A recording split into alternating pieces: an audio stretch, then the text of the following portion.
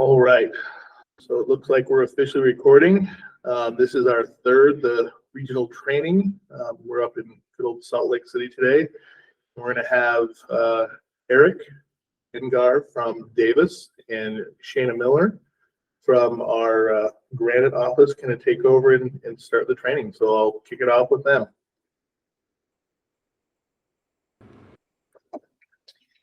So the training today, so in the email I think Austin sent out, today we are going to talk about team management, the kind of behind the scenes things, not necessarily hands-on kids stuff, talking about paperwork, referrals, files, team days, teams, data collection and things like that. So we sent out a survey of questions about those topics and got almost 20 responses. So we'll just kind of go through those questions, see where the conversations take us. I don't think that Eric and I came with a whole lot to present formally to everybody. A lot of it's just sharing information and answering questions. So definitely speak up. Let us know where you guys are having concerns or you feel like your team needs to grow and what we can do. And then just everybody, we want everybody to share with everybody all of the things that you're doing out there. So can we go through and see what teams we have? Absolutely. So if you're online, just let us know who's joining and where you're from. So Devette, I can see you out there. Do you want to start and just introduce who you are and where you guys are from?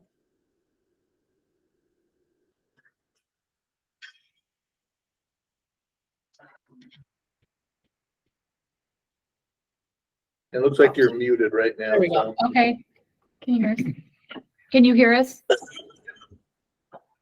No, must be not. It does look like, yeah, they can out there. We'll have to read kind of what you're saying here because our speakers aren't turned up right now. So I'm going to talk and you're going to repeat it? Is it not on your computer? Doesn't have a speaker?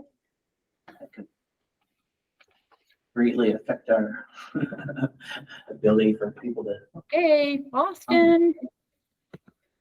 What do we need to do? So Austin, I can hear you guys because I have an earphone in. Oh, So they're asking Austin if they want to repeat what is being said. Are your speakers on? yeah, hold on guys. We got to figure out, we don't have speakers playing in he's this problem room. solving for a minute. Okay, thanks. Mine is on, but it says it's silent. I think I have we're. headphones. I could just put it on. I had problems with mine this morning. What am I supposed to do? Introduce us? Is that what I'm waiting for? Ask him. Eric, am I just supposed to introduce us? Audio. Yeah, so I think most of the people are online. It's really just UATT Central. Granite and Davis are in person here. So go for it. Go ahead and say, yeah, all the online people, just go ahead and say who you are. Echo canceling. Okay, well, this is Team M. Yeah. I'm here with Team M and we have our Tell From us who Carbon? Team M is though. What Carbon? Carbon. Okay. Carbon. What options do you have? And we have four, well, it's Carbon Emery, I'm sorry. We have 4 out of the 6 members here. Emery should be joining online. Keep interpreting your.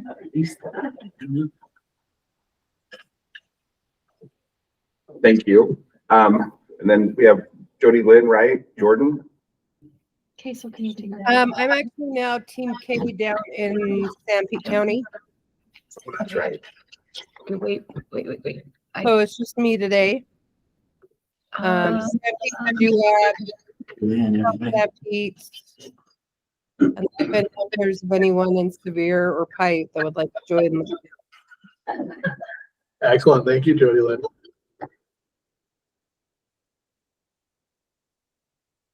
Who else is out there virtually?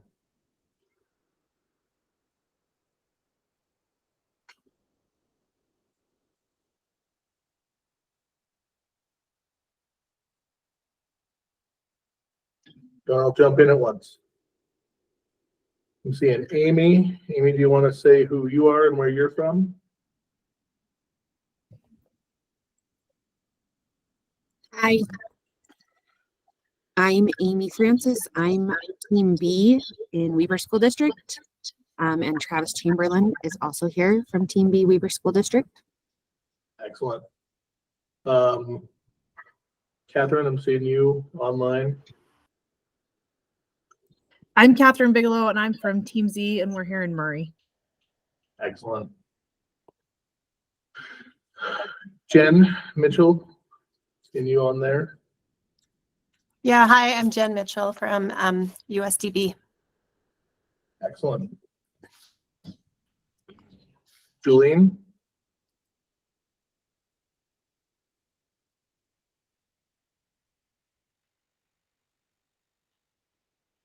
I'm seeing Kimberly Talbot.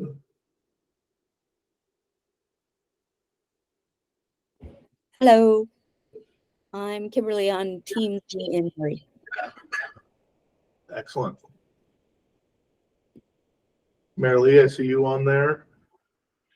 Yes, Marilee Castro, Team D, Alpine. All right. I see Nathan and Becky from our Murray as well. Robert? Robert Woodbury from Team B up in Cache County. Julian, There, Julian. I have lots of extra help. Team H, Iron, Millard, and Beaver counties. We like the extra helpers. Anyone else on there who wants to speak up or forever hold your peace?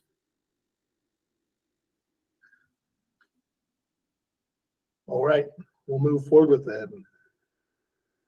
All right, I'll start with the number 2 question that was in our survey, talking about how many people you have on your team.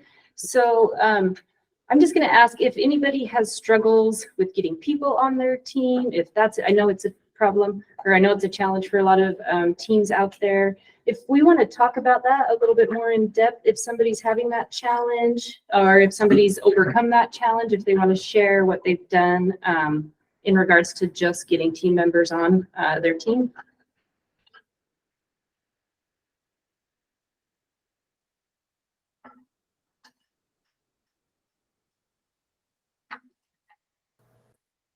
I can speak up. This is Robert up in Cache County.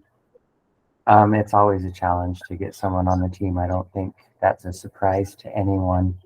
One thing that we have found that was also a challenge if someone's actually on the team is everyone's so busy, being able to have them actually leave their schools, leave their class caseloads for a minute to actually come join the team. So we were able to convince my director.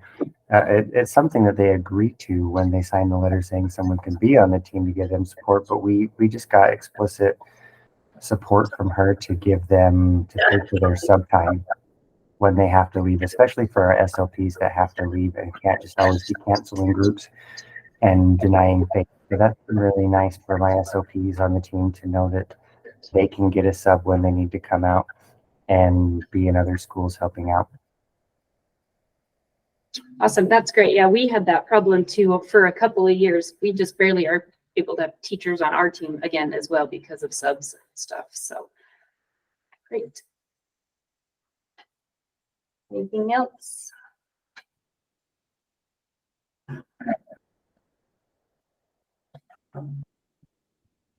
So how do teams, how do you work with the school team? So I know each district is sort of different, where a related service provider especially might serve a number of schools. I'm interested to hear like what people's experience is working with those school teams, right? So I know sometimes as UATT teams, we go in as the expert, we go in and say, okay, here's the stuff. But we usually have like a pretty good level of resources at that school location with the school psychologist, the OT, PT, speech pathologist, et cetera, et cetera. How are teams using those people who are already there? For us at Granite, we have, I think we try and rely on a lot of people who we've worked with before. So we have, we often will have a few self-contained classes in one school, and we know that special or the speech person has worked with other kids in that building with equipment. So I know we try and rely on people who have previous experience working with our equipment and kind of use them as a go-to person inside the building. And I think that's one thing we're always trying to do is build the capacity within each building so they can do more independently, but that's a challenge as well, just the amount of time to have to train them.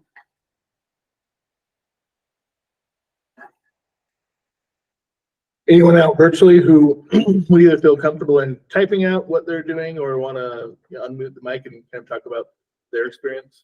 I'd be especially interested in, especially like the, like Iron Beaver, where they're servicing multiple school districts over And a they're huge not- geographic location. Yeah, obviously very different for our rural teams as opposed to the teams in the valley and how they're working with their teams. This is Team M, and we are pretty rural. We have Carbon and Emory. And so I think what we do is we enlist mainly the speech pathologist. In fact, we try to recruit them to the team, which is Jill, our new member. So she covers a couple of schools, we cover a couple of schools, but primarily our contact person does kind of become the speech pathologist. OTs go into every school, so we do try to work with them, but I think that's kind of how we do it. Unfortunately, I mean, I know it should be the teachers most of the time, but that speech pathologist seems to be the person that we communicate the best with. Okay. And online, we get a response from Marilee Alpine saying, we ask for at least 2 members of the IEP team to be present for the UATT evaluation to help build capacity in the IEP team. So again, the importance of that building capacity. It's great to be experts, but we want to have more people who are experts everywhere. So that building capacity piece at least is very important for us. Something else I've done in Granite too is, and I'll do this maybe every year for the SLP department and every other year for the OTs, but I'll go to the staff meetings of so the speech language pathologist will have a staff meeting. I'll go, or me and one of the other team members who is an SLP, and we'll do just an AAC training. So these are the main apps we use. We'll do a brief rundown of those apps. And then we also have a website that I feel is really helpful, even though all my schools are really close together compared to a lot of other teams. Just making it to the amount of schools that we need to, just to show them how to record a GoTalk overlay board, like how to do the recordings on a device. So I'll make videos. So we just do trainings and then just refer people to looking at those videos on the website and stuff, but we'll do in-person trainings for all the SLPs on low and mid-tech stuff. And then for our OTs, we'll do a training on the reading and the writing programs that we use. So that way, and we have a lot fewer OTs. So when the OTs are in the school, they'll help point out kids that are in need, but then they can also support teachers or paras who are saying, oh, they use this program, but we don't know it. So I'd say like all of our OTs in our district are pretty familiar with Read and Write for Google, because that's something we use quite a bit. So I think building up their skills as a department helps support, because it's hard to hit every teacher. And I feel like it's harder to get to teachers sometimes, just the nature of it.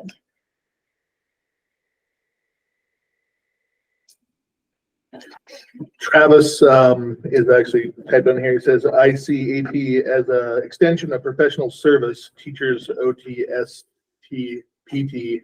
Any staff member can provide some level of AT.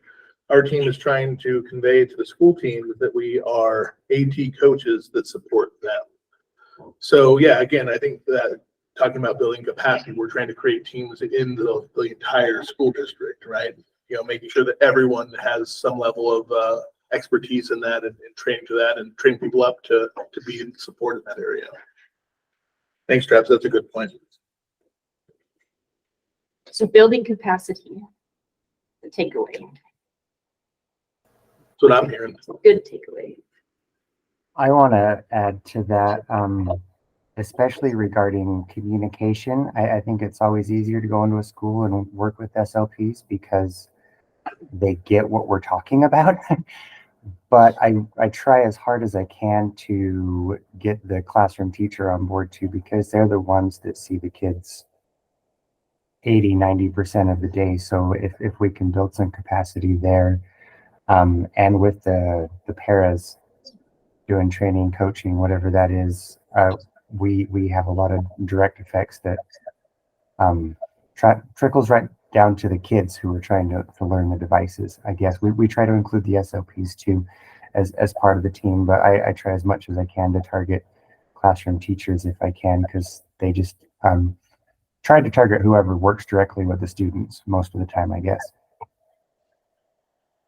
No, I would I would definitely agree with that, Robert. I mean, it almost sounds funny. People might see more prestige with an SLP or a PTE or even a psychologist, but you look who actually has their feet on the grounds with the teachers or even the paras, and that's the people who's going to spend the most amount of time with those individuals working directly with them. So their understanding of the AT is so important. Especially the pairs. I worry that people forget that a lot too, because the pairs are the ones that are there day to day with the kids, and they're excited about it. They have a hard job, but they don't have the responsibilities I think that teachers are distracted by sometimes.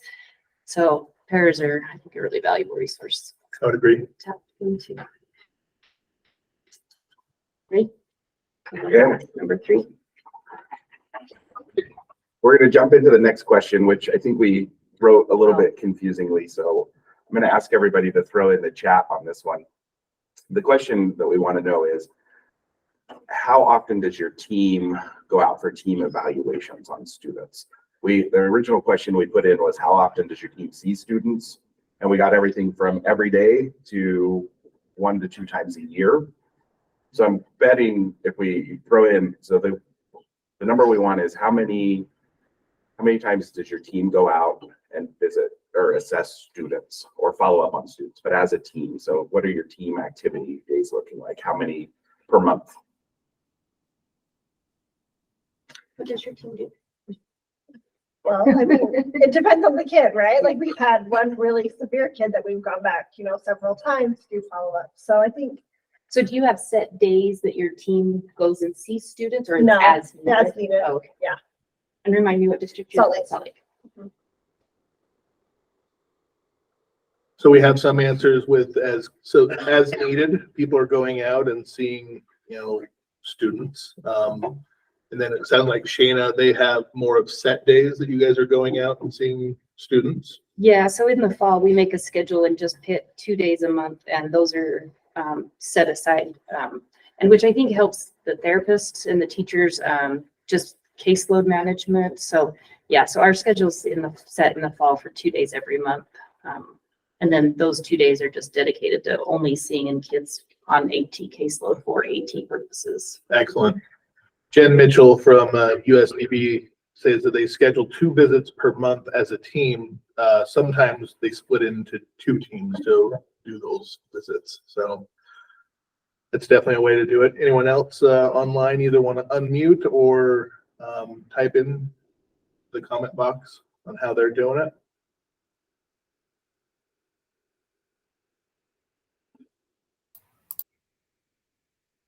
I'll jump in. This is Travis from Weaver District. Amy and I we try to be really proactive, and if we hear of a need out there in a classroom, we try to jump out into that classroom real quick and make contact with the teacher or other professional who has the concern, and see if we can't begin with some quick ideas to address the immediate concern, and then see where the needs are after that point. And Travis, just as a follow-up question with that, when you say that when you hear about it, would that be like them emailing you? Would that be, Maybe an email, a text, just any communication, but generally email. I think we try to make ourselves available to let people know that we are here to help support them. And so if we can jump in early, we can get some quick ideas going and provide some direction. And I think it saves a lot of us from having to go through and do, very detailed, heavy evaluations. But we do that as well if we're needed or requested to do so.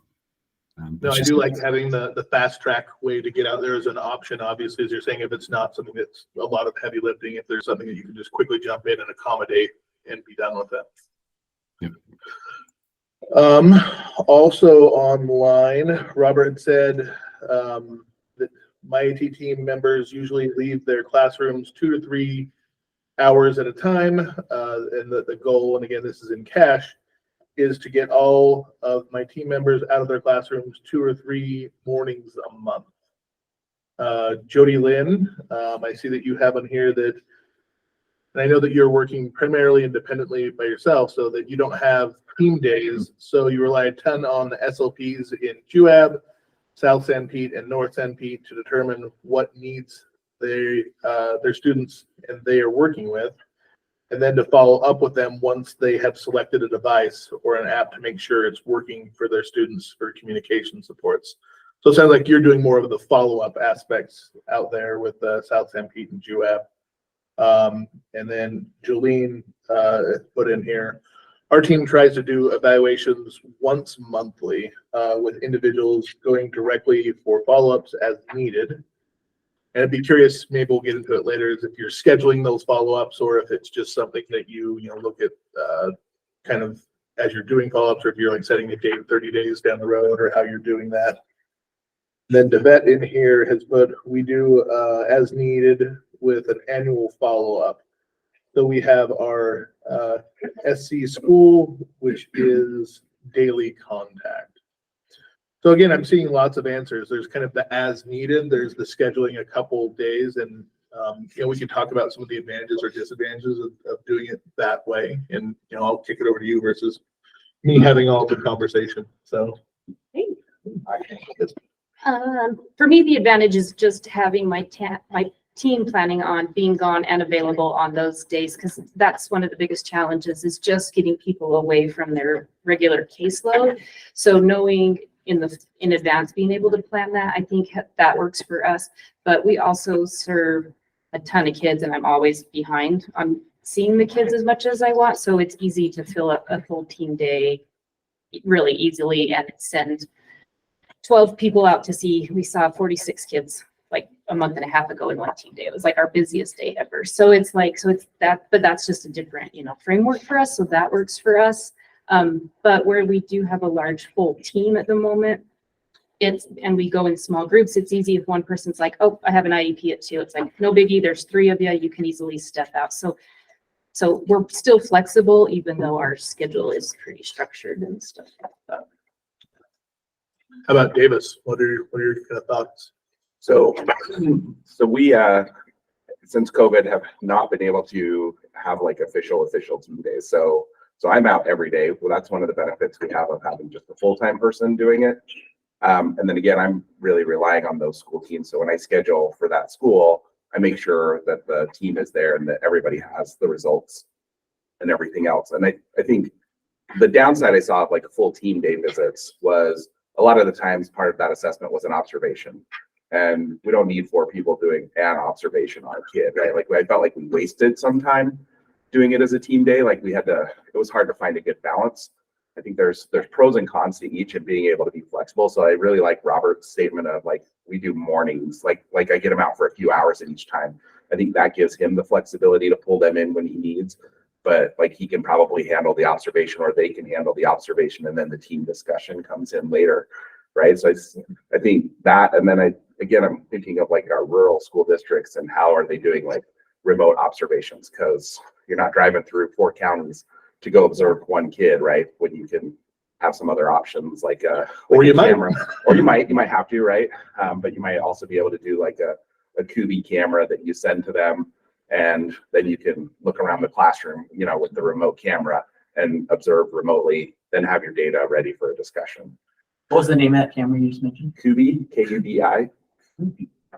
I've also seen a lot of them in the rural districts using like even FaceTime or different things like that to be able to look around a classroom, using cell phones, using even a laptop camera. So yeah, and you could even not do a live like observation, but say, hey, record them in a session, or record your kid when they're playing or trying to interact. Even just a recording is better than. Yeah, a recording is really nice. Yeah, any of those kinds of things. I really liked the Kubis because like I've had students that I know if I'm there observing, I'm changing the results of that observation, right? I tell teachers all the time, they're like, he's never been this good. This student has never acted this well their whole entire school career. And I'm like, well, I'll be back tomorrow. Let's see how we do tomorrow now. Or this is the worst day I've ever been. And usually it's one or the other. But the remotes are really nice because the cameras, it's just an iPad sitting off to the side of the room. And most students don't even know they're being observed. I did have one student pick up the iPad, look at it, turn it around, do everything with it, and then set it back down and then head out the door, right? But you can get some really good observations remotely, which makes it also more efficient. No, I know at UATT Central, we call that the white knight syndrome, right? We'll come in and there will be no problems and everything will go just fine because we're there and, we've traveled for several hours, or we get the exact opposite and everything blows up really a lot. So Robert also did add online that since we moved to having an AT team member being mostly AAC coaches for teachers and paras, once I assign each team member to work with a specific teacher or para, they set their own schedule for the next few months and try to get back to coach 2 to 4 times over the time period. So again, I really, setting those schedules so that, I know for myself, if I don't schedule my time, someone else will schedule my time. And so I think getting those on the schedule can be really important. That being said, though, if we do have time in between, I know often with our individuals who have medical fragility or something like that, making sure that we get out there immediately if they have that availability to get us, it can be really important because sometimes those students can be in and out for months at a time. And so being flexible is also really important. And anyone else, if they do want to speak in the room, the speaker is coming from that owl so that they can pick you up. So if there's anyone who has something to say, please feel free.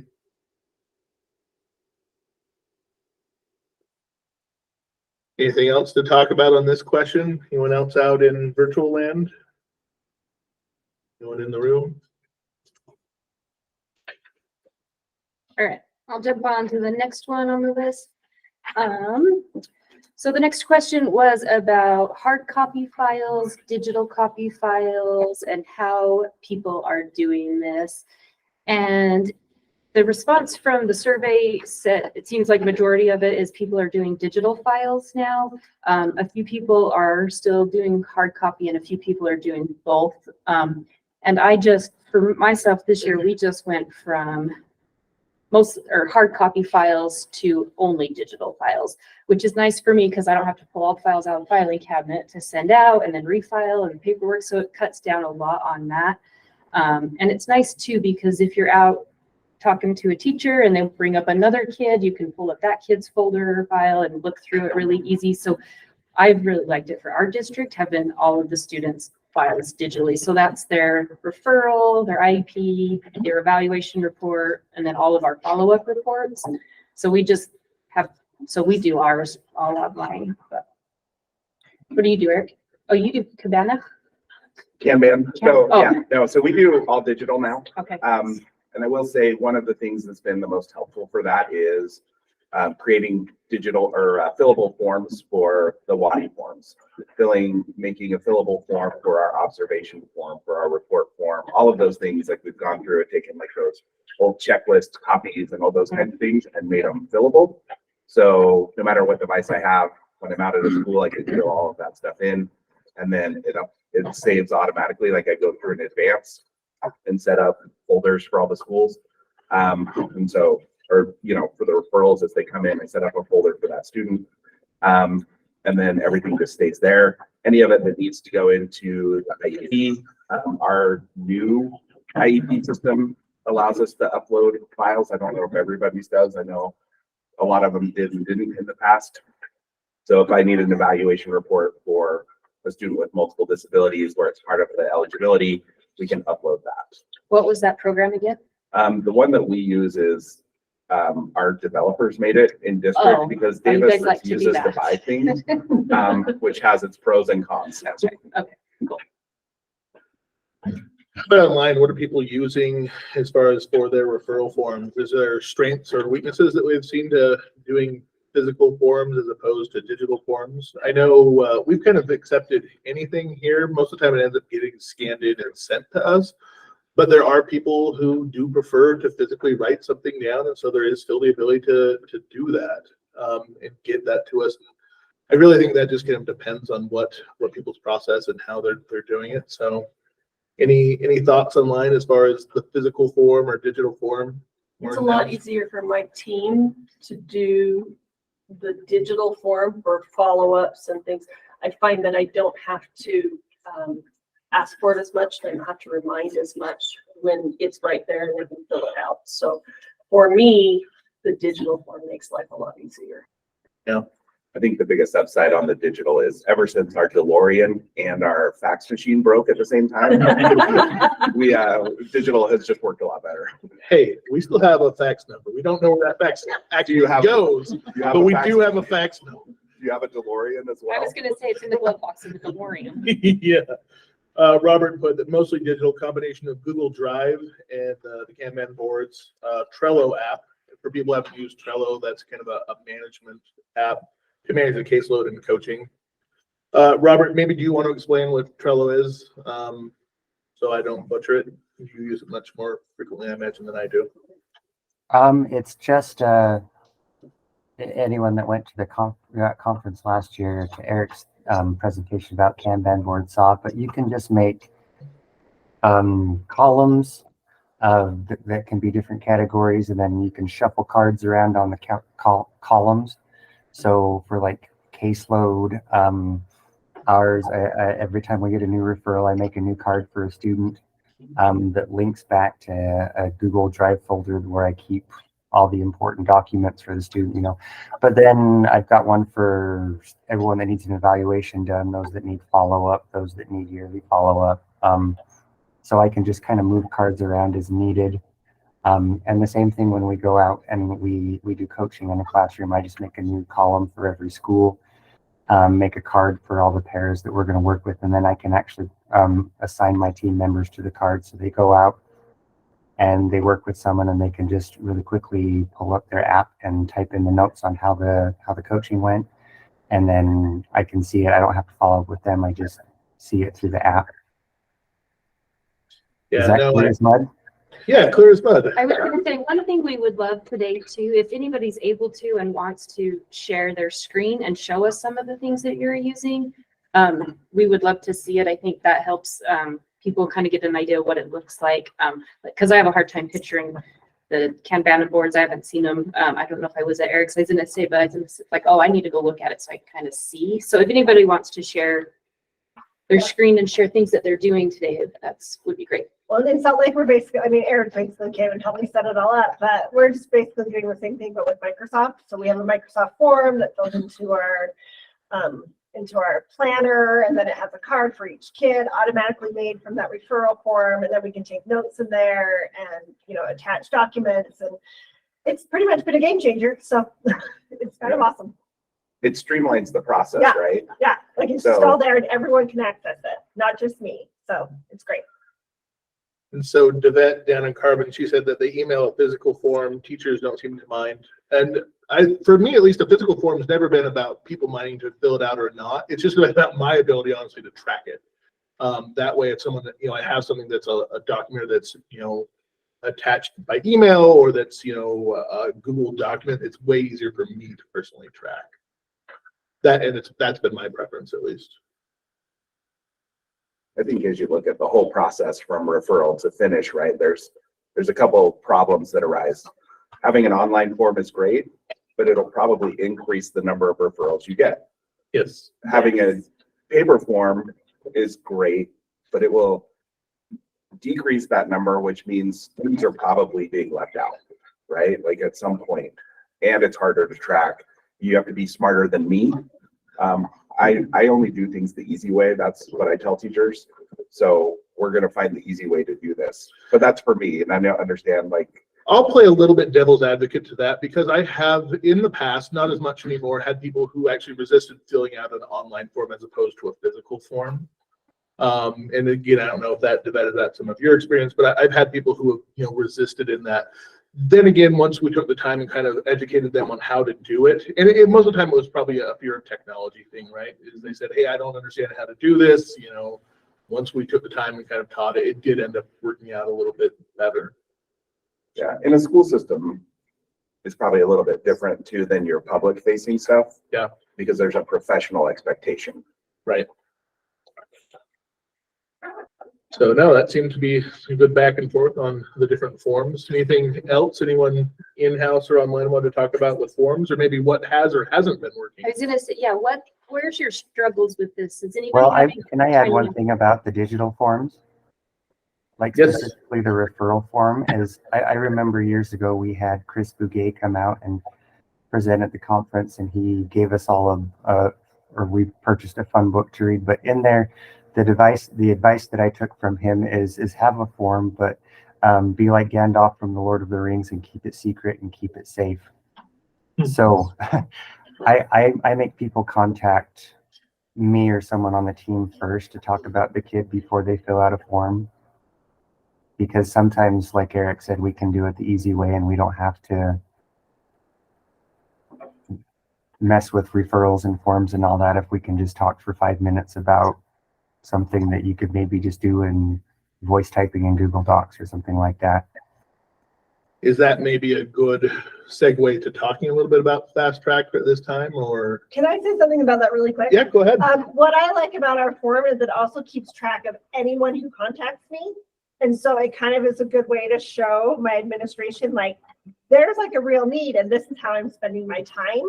So I really like that I can kind of justify how I'm spending my time. That it's not like, oh, I got 5 kids. I got like 50. So it's been really good that way. No, absolutely. I think having that, accountability and showing, hey, this is the referrals we're getting is good. Eric, you had something. Yeah, so I think this might be a good thing at some point if everybody could kind of share their referral form. Because here's, to Robert's point, yeah, you get referrals where it doesn't need to be an assessment referral. But if, depending on how your referral is set up, you can quickly then just reach back out to that team and say, let's set a time to talk. Let's have that 5-minute conversation. I'm not coming to see you. We're going to have a 5-minute conversation, hopefully, maybe 10 minutes. Yeah. But it's how effective your form is too. I think that's what I've learned the hard way multiple times is some of the forms are onerous, so they don't get filled out, and then students are left out. I've tried making it easy, but then it was too easy and I didn't get the information I needed. I feel like I found a pretty sweet spot for me, but it would be interesting to see what that sweet spot is for everyone else. So how would you propose we're doing this? That people share online, or that people just talk about what's on their form, or what would you propose? I like the show and tell idea. It's easier for me to see it. I actually want to have you pull up like either your Microsoft thing or your Vanguard. Like I'd love to see those things. I don't know how much time we have to go into that, but I don't know. I think it just helps me kind of see it. All right. So who's willing to share their form? Does someone have the ability to get on their computer and I have share my their form? referral. I can show my referral if you want to put something up to show after that. All right. So Shayna's getting her form up, and we'll take a look at that and kind of go through and maybe discuss what are some of the good things, some places she could improve. No, I need to improve because it has the wrong. We upgraded our information system and nice. This isn't only judgment February. free. Obviously, we want to have the conversation, but we want to say, hey, this is why I like that. And this is maybe why maybe not including that could be beneficial. So as people are pulling that up, here's a friendly reminder that in the manual that we so love to reference to, no, that's my favorite, that we do talk about the many ways that the assistive technology teams are there to support the LEA. And that includes consultations, trainings, referrals, assessments, follow-ups, and a few other things. So all of this that Eric and Shayna are bringing up are all really important and legit, by the way, for everyone to be considering with folks who say, hey, I just need 5 minutes. Great, consult. It's also for the, somebody said earlier, the detailed heavy evaluation. So it's all a part of what assistive technology teams can do to support the LEA in providing FAPE. I know there's that 4-letter word that we love, FAPE. So it's in the manual. You guys know I love the manual because it tells us the direction to support our students in LEAs. Okay, Shayna, there you go. I don't know how to click on which one I am. If you need that page number, message me and they'll tell me and I'll go find the page number. Okay. Or Eric knows where it is because he helped do it and so did all of leadership. It's that one.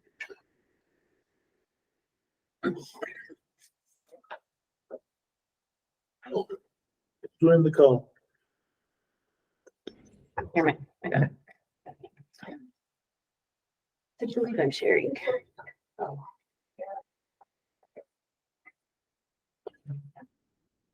All right. All right, so this is the referral form that we use in Granite.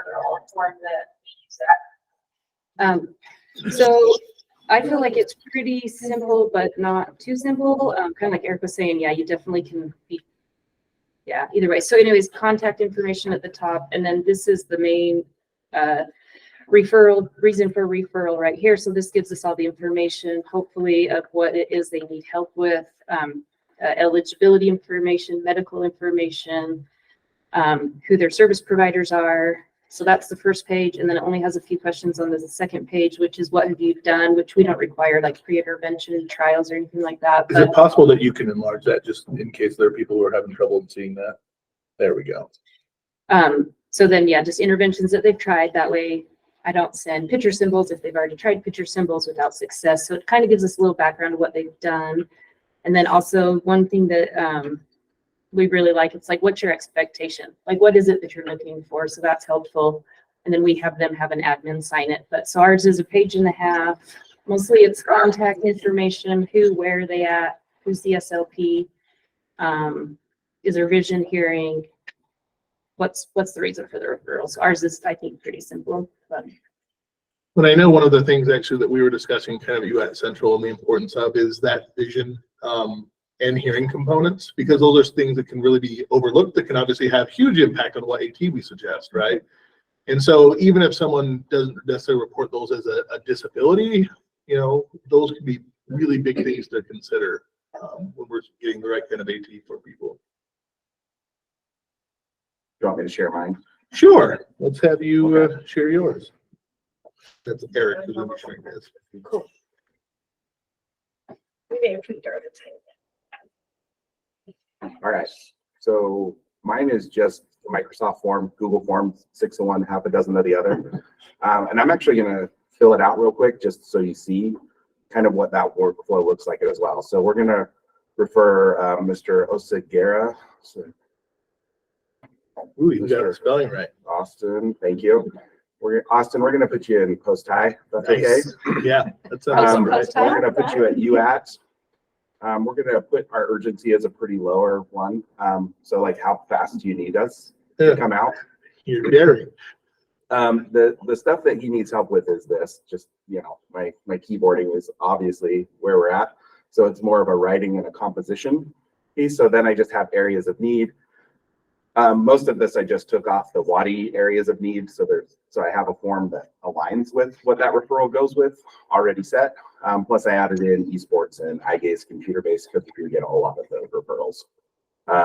We're looking for just a consultation. So I have equipment, training for staffs, observation, evaluation, other. So if they have some special need kind of thing that they want to put in, I do ask them to put in the date, and I'll show you why in just a second. And what related services do they have? So Austin has none at this time for related services. If we selected equipment, I ask them just to let me know what they're asking for so I can pre-plan it. I don't have to go contact them and say, so you said you need an AAC device. What would you like? They just let me know, right? Have parents been involved? Yes, because if it's a no, then I always reach out to the team and say, hey, I need to let parents know that we're coming. And then how they want to get things if they need equipment, because one thing I don't have time to do is be their delivery person. And that's it. That's all the stuff that I do. But let me show you after I hit submit. Oh, this question is required. So is this the same form they'll fill out for, say they already have equipment, but they need extra help? So like a follow-up request? Yeah, one or an form that covers the evaluation? whole thing. That's nice. And then let me switch screens here. I'm going to show you what that just created for me on mine. So I'm gonna have to hit Control Plus a couple times so we lose some student information. And then let me switch what I'm sharing. Stop presenting. We'll go back. And here's what gets shared. Here's what gets created. So this is Planner. And this is all of the stuff already in there. So there's Austin Osagera, post high UATT. So I have all of that stuff in the title for him. It labels it according to what area. So it puts a label and it's its writing composition. It could put any of those other ones in when they check those. It's a new referral. Progress isn't started, but here's the date that I got the referral. It adds the start date for me already. It adds that priority level from what I put on that priority question, any of the notes that I wrote in there, and then it gives me a checklist of what I need to do. So it automatically creates that checklist for me of here's my evaluation process. And then I can add those attachments for their folder that I'll create next. So that's our referral process right there. And then start of the workflow. Excellent. Looks pretty that is- pretty smooth. I Anyone like have the any autofill. comments on that or thoughts? Eric, on that, how do you, so it looks like a Google form, except in Microsoft, of course. But how do you get it so that the results come up more in a card base versus like a spreadsheet with the normal Google form? So let me make sure I understand your question. So what I've set up is an automation, and it's pretty easy to set up. I've helped a couple other people set them up.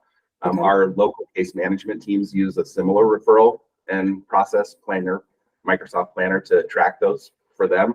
So special ed pre-referrals and referrals.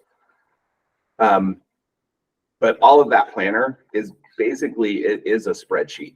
So at the end of the year, I export that back to a spreadsheet. So I have all of that data of how many referrals, what kind, what I did, all of the like steps that were completed, not completed.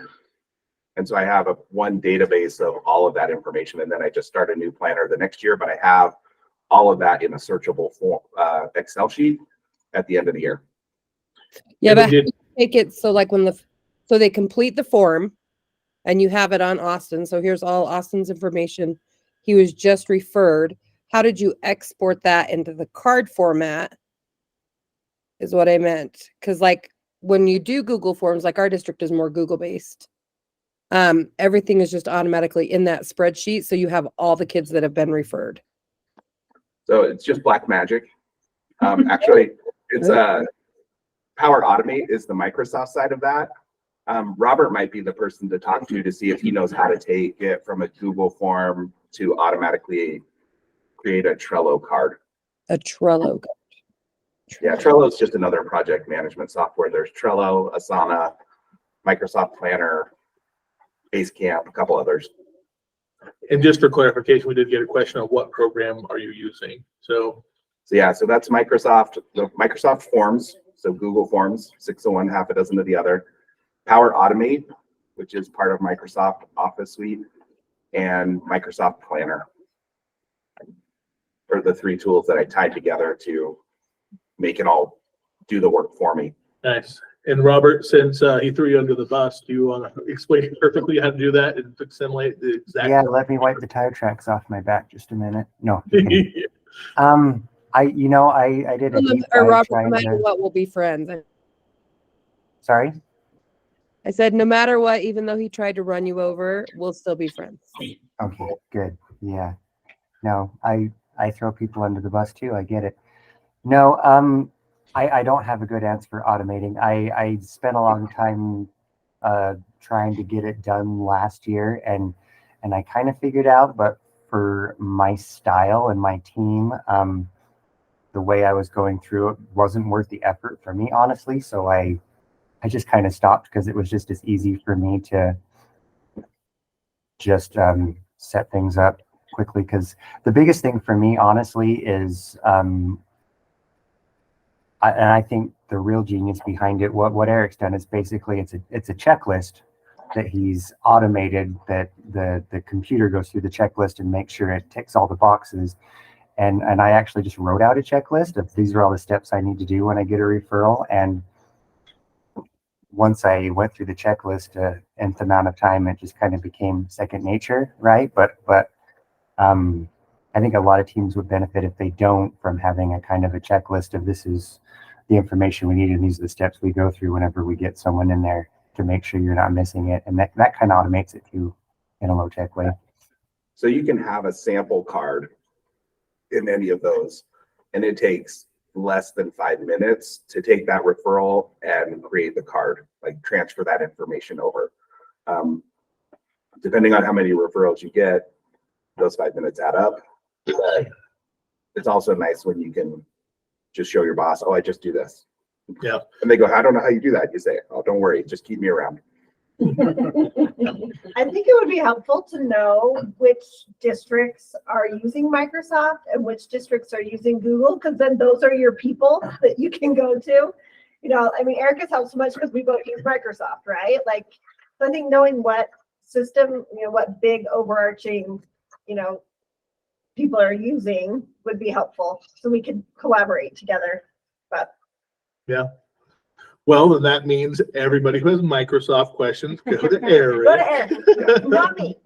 I don't know that we have someone, at least that I know, who's automated enough as you have done with Microsoft to do with Google. But obviously Robert has some things that he's done with that. But that's where knowing your style is very important, right? Knowing if you want that level of automation in it, or as you're saying, if you're just going to manually create that checklist. I think that's the important aspect. But having at least some people to reach out to is important. For sure. Any other questions on keeping files? Anyone else want to show Or theirs? show?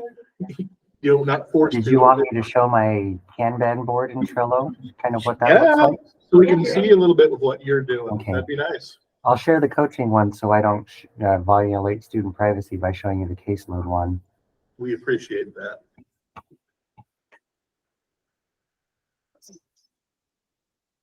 But you can kind of get a feel for how that works. So, I mean, this is a free app called Trello that I stumbled across. Like Eric said, you can use Asana if you're not in the Microsoft platform. And actually, our district has Asana built in, but I was already doing this and didn't want to change. But you have these, I don't remember what they call them. What do they call them? Lists. It's just a list.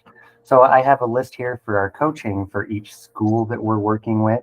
And then I have these cards that I can just move around from list to list. So if this was caseload, I would have like evaluation and then follow up, and then maybe like needs equipment or yearly follow up or whatever. And then my student starts out over here on evaluation. And once that evaluation is done, then I can just move that card over to follow up when we're on that point, right? That's kind of the way it goes. And a lot of that information Eric showed you is there as well. You can put checklists on there. You can add labels on there. Like this label is just done. Questions about that? Does that kind of help? I like to think of it like as a digital cork board, basically. Yeah, exactly. Caseload on that cork board, and you can move things around where you need to be, right? So depending on what area of the workflow they're in or when it came in, I do mine by month so that I can keep track of here's how much I did in each month. And also I can look back quickly and see if I've failed to do something. But there's different ways to do that, but it's a nice way to keep track of everything. And especially like from a team perspective, anybody has access, anybody on the team can look and see where we're at on these things. Right. No, that's again, it's what's going to be important to you. Is it like for myself, it's mostly me just managing myself. So yes, Julia might need to know what I'm doing, and maybe Kent, but there's 3 people, you know, who I need to tell. And so it's pretty easy for me to not have to have a digital corkboard, as you're saying. But if you're dealing with teams over many schools, many districts, absolutely it's more important. Or again, if you're more rural and you can just talk very easily, if you're in one school district, that can work as well. So know yourself, know what you need, and use those. I actually use this for my just to-do list as well. I've got one set up for like, here's what needs to be done today, this week, you know, that kind of your thing. honeydew list. Yeah, I can move things around, but yeah, they're very flexible. Very nice. Thanks, Robert. Yeah, that helps a lot. Anything else on files before we go on to the next one? Are we just showing like how we get referrals? Is that Or if you have questions about it, or or if you want to Yeah, share sure. what you, How do you do it? if you do it different than what's been shared. I mean, I'd love ours to see it. isn't, it's a little different. Ours, we are doing more what Eric's doing, but through Google. Hey, introduce yourself and say Oh. who's speaking. Hi, it's Bree, and From where, Bree? I'm from Nebo. And I'll share my screen and show you what we are. So we what to share. Oh, sorry. Can Trello do on Chromebook? Okay, this is our It's all form. online. We have, Nebo has a special ed website and we have a whole UATT section on that. And then this is our referral form that's on there. But it looks a lot like Eric's, but it's through Google. So we're kind of doing the same thing, but through Google. And then the only other difference that we also do is we use our IEP system and get parent consent. So we make the team sign that consent before we come out. And Bree just volunteered herself as the Google expert. See what just happened? You're welcome.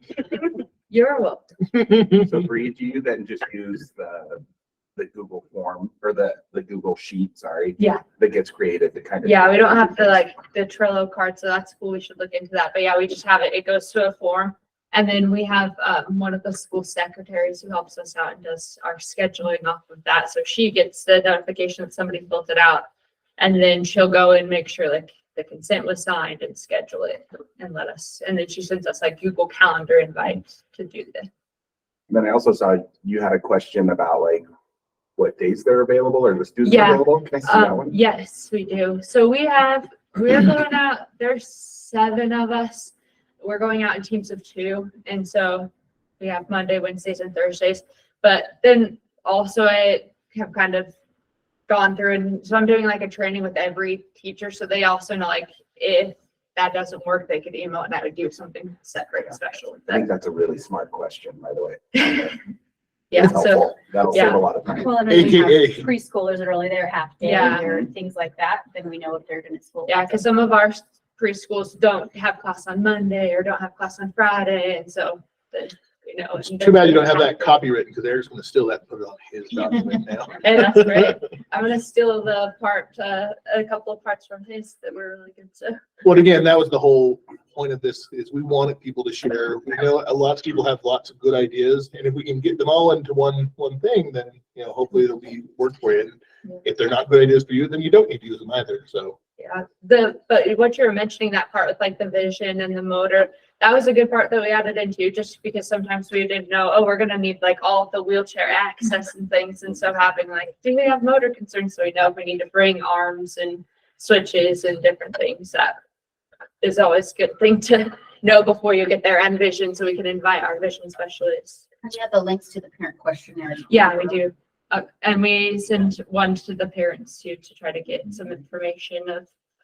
So yeah, so after our secretary gets that, she'll send this and say, hey, please have the parents fill this out. Some are really good about filling it out, and some, don't, and then it's not contingent on them filling this out, but it does help us with like information for the parents of what they're looking for. I assume that's another Google form? Yeah. and I know one thing that I recently ran into that fortunately someone had included on our referral form was having an interpreter for SL. So we had to have an interpreter, and yeah, it's one of those things you might not think of or you might not use that often, but obviously good information to know. Because if you show up and you don't have an interpreter, then you've wasted a lot of time. Yeah. Yeah. Great. No, I like that form. So I want to add one other thing. On my referral form, it also sends me an email of all of those, everything that was filled out. So it takes that form and sends me an email of it as well. So I don't miss anything when it comes in, which has been really helpful for people like me. Versus it just going to a deep, dark dungeon where you may or may not get to it. I don't always look at the cork board. So sometimes it's nice to send me the email to say, go look at the cork board. Yeah, that's our fax machine at UATT Central. All right.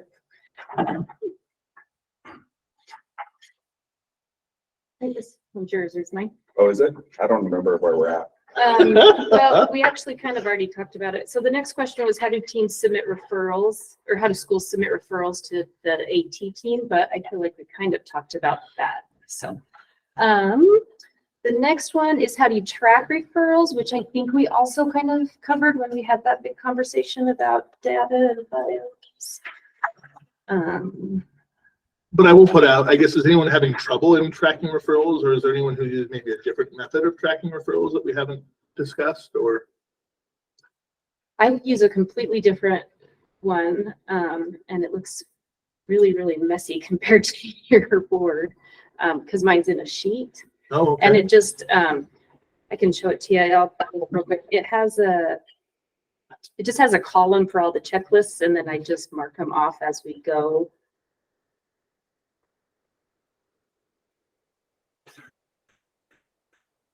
I know at UATT Central, we use a completely proprietary client software called Aware that's made for vocational rehabilitation that tracks and says how long, and that's what we track our clients and do our case notes through, but obviously not very applicable worldwide. But again, you don't know to remember to look at the cork board, not the most useful. Kent sends us threatening emails. That's what happens, I think. And to get them, we just have a simple form though. Yep. The people email or.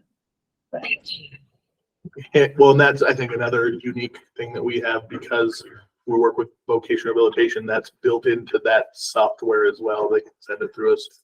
We do get outside referrals using that same form. So on mine, I just have this,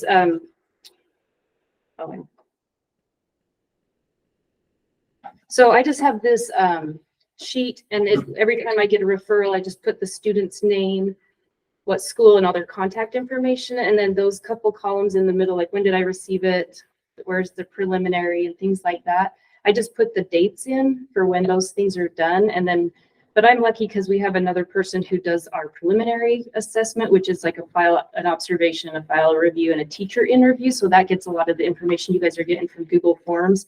And then when those things are all done, then I know that I can schedule it. So it's kind of a checklist, but it does look a lot messier than your guys's and stuff. And then once all those are done, then I just know I can schedule it on our next team day that's a few weeks out to schedule it. So nice.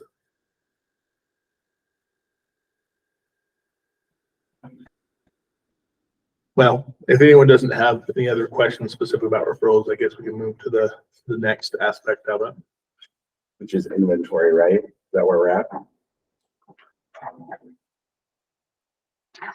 There was one more about how do you track when students need to be seen. So I know with your guys' boards, it kind of keeps those things straight. Mine is a little bit different. I still use those Google Sheets, and I just have a list of, I just put in what month do they need to be seen. And then when like right now, I have a team day like in 2 weeks. So I just go through, and everybody that didn't get seen in February that needed to be seen in February, I just schedule as many of those February follow-ups as I can. But I'm the only one doing it. So where I think a lot of other teams have a lot of people collaborating on scheduling, that's a little different, where I'm the only one that does the scheduling for my whole team. Does anybody have struggles figuring out how to know when to do follow-ups on kids? I'm Allison Norton from Nebo. I'm just curious how often people are following up, or if you have a scheduled like regular intervals. I was curious about that too. So for us, if we get a new student and we do an evaluation, it depends on what the kid's needs are. So if we have a student who just has a vision need and they just need a large Chromebook, then we just give it to them, and it's like, call us if you need it, because it's just a Chromebook. But if we have something that's higher tech, we always do a follow-up like 2 months out. So if we do an eval beginning of January, then we'll go back beginning, March, April is when it's been 2 months for newly evaluated kids. Other students who have transitioned classrooms, we try and do more follow-ups. So we'll do one in the fall if they're new in a new class or a new placement. People who are struggling, it's like, okay, let's come back in 2 months and see it. Or if they're doing great, it's just like, oh, you don't need us. And kids who have had their same equipment for years, sometimes I don't even see them in a year. So it's kind of depending on the kids' needs. But I was curious what other people, because when we asked the question, some people said, like we see every kid once a year, and some people said, we see every student once a month, or lots of different responses and stuff. But so when you do follow-up, is it always you go out and check, or? So when we do follow-ups, it's like always on one of those team days where it's scheduled that I email them. And we do in-person follow-ups. Like we'll send out just 2 people to do. We used to send 3, and it's like kind of what you're talking earlier. It's like, that's just too many people. We don't need 3 adults to do a follow-up on a kid using picture symbols. So we'll do 3 people on an eval, and those people just do evals all day. So they usually do 4 evals in a day, and we'll have like 2 teams do that. And then we break up the rest in pairs, and they just do follow-up visits. And we try and hit as many kids in school as we can. So we'll go out to one school and see 5 kids in this class and 2 kids in this class. And then we go to a different school. Okay. When I'm desperate to get as many follow-ups done as we can, or we have students who are resource students who are using like web-based reading, writing supports, that maybe they're a little more independent, then we do a lot of Zoom follow-up visits, and we'll just bust out like 15 follow-up visits in a day virtually. So online, I have Yvette saying that they do annual for their gen eds, unless they're contacted. And then Robert has a comment that he wanted to have. So Robert, you're up. We have too many resource classrooms in our district now to be able to do this, but one thing I found is really helpful for our essential elements classrooms is I try to schedule at least one just classroom follow-up a year with all of my essential elements teachers, and just say, give me a half hour, 60 minutes to come in and just talk about all the kiddos that we've had contact with all at once. To make sure, I wish we could get out more often, and we do with a lot of them, but this way it's just kind of a nice way to hit the whole classroom at once rather than try to target individual students, and we're always bouncing around, I guess, if that makes sense. So try to get the group while you have them captured. And we try and do that. I'm Becky from Murray, and we're kind of a funny district because we're small, but geographically we're small too. We're not like our rural places. But we try and have those kinds of meetings at the beginning of the year when we're dropping off initial equipment. But we also try and have that kind of powwow at the end of the year so that we can support teachers as they go into transition, to make sure that we know what changes have happened through the year, how they're using the equipment differently. And ours is like yours. We follow up differently depending on where they are in the process, but we do try and touch base with each classroom teacher twice during the year to try and make sure that we know how to support the next teacher. And when we schedule follow-ups, the ones I've been talking about, those are us as a team saying, we're doing a follow-up. It's not a response to a request. Anytime, and I'm full-time, so it's easy for me to take care of, hey, my iPad's frozen, or hey, the Chromebook broke, I need a new one. It's like, okay, I'll come get it and I'll get you a new one, or something like that. So I take care of the kind of small stuff, and the team does more of the formal multidisciplinary type of things. And we'll schedule follow-ups whether they ask us or not. And sometimes I feel bad because I'm like, we're coming. But if we don't, I feel like a lot of things don't get used, a lot of problems don't get addressed, because I'll email them and they'll be like, oh, everything's fine. And then we do an in-person visit, and it's like, oh, the Go Talk hasn't worked properly. It keeps going back to the same level every time I hit it for like 2 months. It's like, oh, see, if I would, so I kind of just insert us and say, no, we're doing a follow-up visit. So that's a little different than others just responding to support needs. But yeah. When you do your follow-up, do you kind of have certain things? Are you looking at equipment? Are you doing training with teachers? Yeah, I have a follow-up form template that we use and that we write. So another reason we do follow-ups is also because I want a paper trail that we've done due diligence, to be honest. So part of it is that as well. So we have a folder for every student, which their eval goes in, but then every time we do a follow-up visit, it's a formal follow-up. I mean, we don't invite parents. We don't sit down. We don't have a meeting spot. We chat in the hall or whatever, but we have a form to fill out, and we ask them, like, how often is it being used? What are you using it for? When is it being used? Is there problems? There's support, things like that. So, Eric? So here's one thing I struggle with follow-ups. It's a lot of conversation, so it's a lot of opinion. How's he doing? Doing great. He doesn't like it. that tells me basically nothing. So in a perfect world, like I want a data sheet that almost goes, that helps the teacher, right? So it's easy for them to track their data on the kid's goal, because hopefully this is related to something on their goal for our students on IEPs, right? 504s are a little different, that kind of thing. But that also gives me the, hey, if this student isn't meeting like these benchmarks or these, making progress on this goal, that's when we need to have another follow-up, right? And then we can talk about the data. I do not have this, by the way.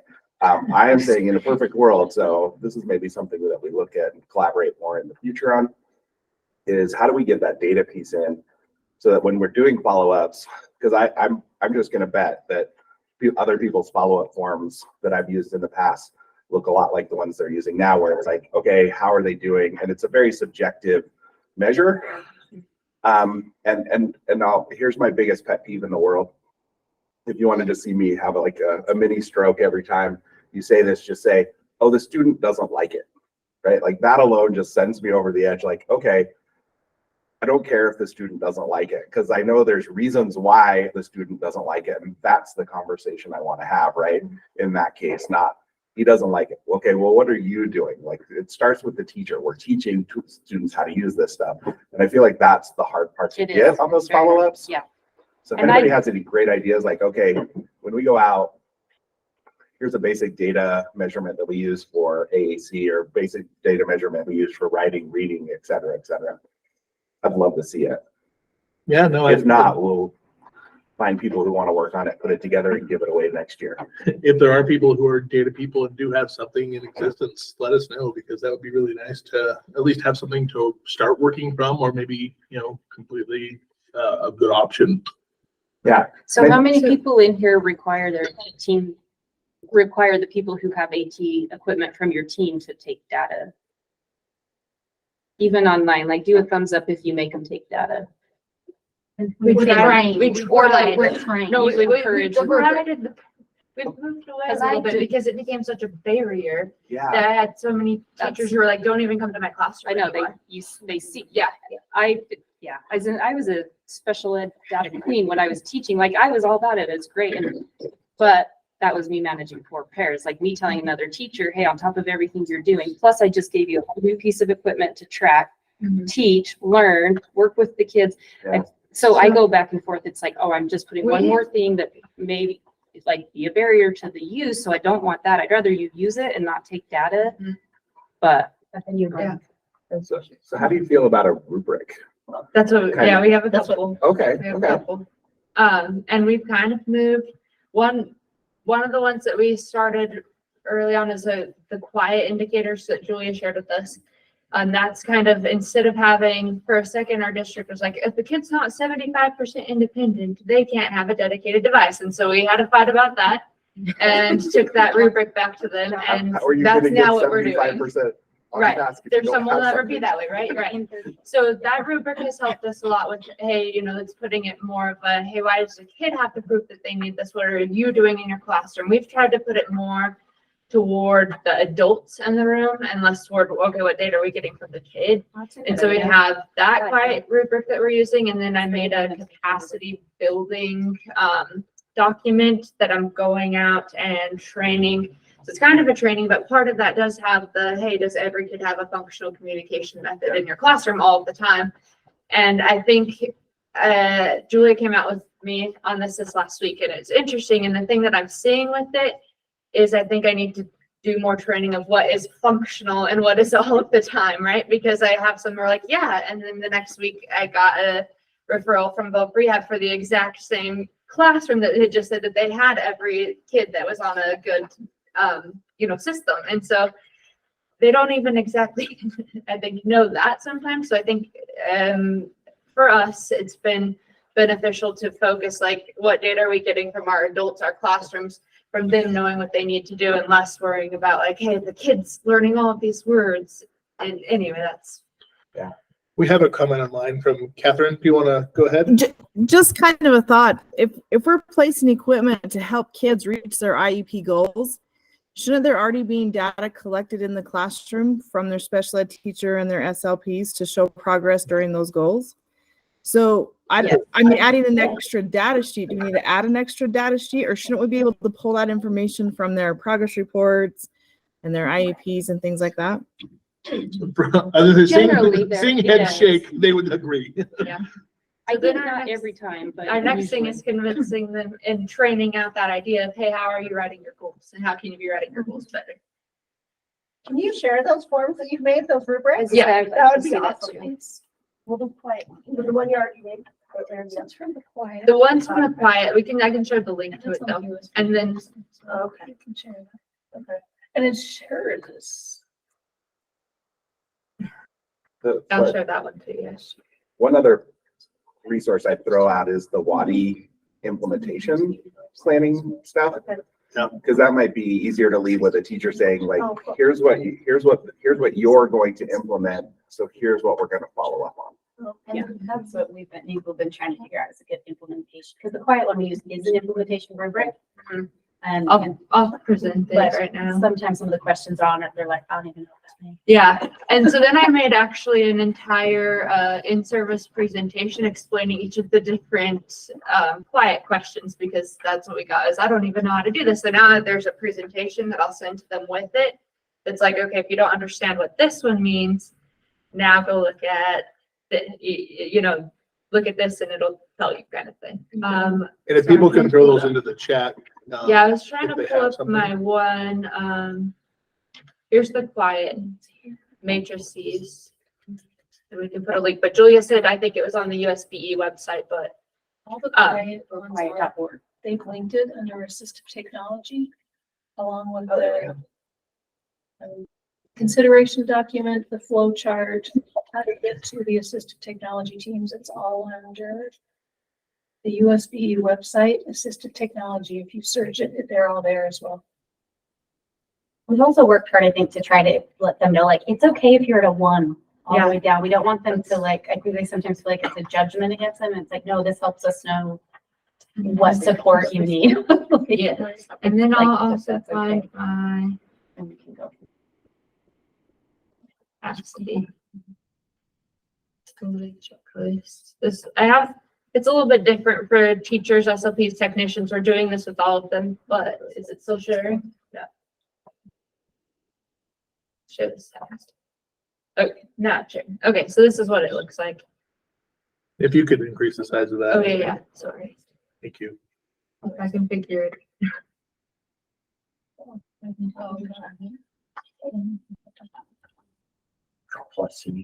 Oh, is this good though? Yeah, that's good. Okay. Oh, you did that. Yeah, sorry. So yeah, so what I've been doing with this is going into all of the different classrooms, talking to each of the adults.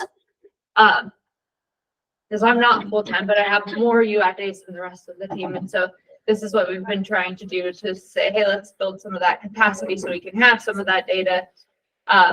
They make a goal. Then we have the part here where they're listing the kids. This has helped us as far as follow-ups. The thing that I think we have struggled with is kind of the year to year, like do pretty good keeping track of, okay, these are the ones we've had this year, but what about the ones that have had a device for 10 years? And so going back into the classroom at least once a year, and this is kind of what we did with this, where it was less of a, hey, we really want you to sign up, but if you don't sign up, we're going to come and talk with you. Just helping us know, like, okay, where is that kid that's had a device for a few years, but is now in a different class? So that, I think, is been the best thing that I can think of for those year-to-year type kids, is just getting into their class and at least once a year checking in. Anyway, I can share both of those. Any questions on that? Okay, look good. Have you thought about putting that one into a Google form so then you'd have all your data on that as well? So I absolutely could. So what I've been doing is making them fill out in person, and then I'm scanning it into a document. And so it links to the document, so that my goal is to send that document to like our SPED director and say, like, here's a document. You could click on every single person's response, and it's linked right to our drive. So, and then I send that, their individual copy, I email to them. So like the technicians also, I'm telling them, hey, you have my email. So if something's going wrong and you feel like you have no support, you as a technician can still email me. Just trying to build some of their confidence and feeling like, oh yeah, I'm important in this too, kind of thing. But I could absolutely do it as a Google form too.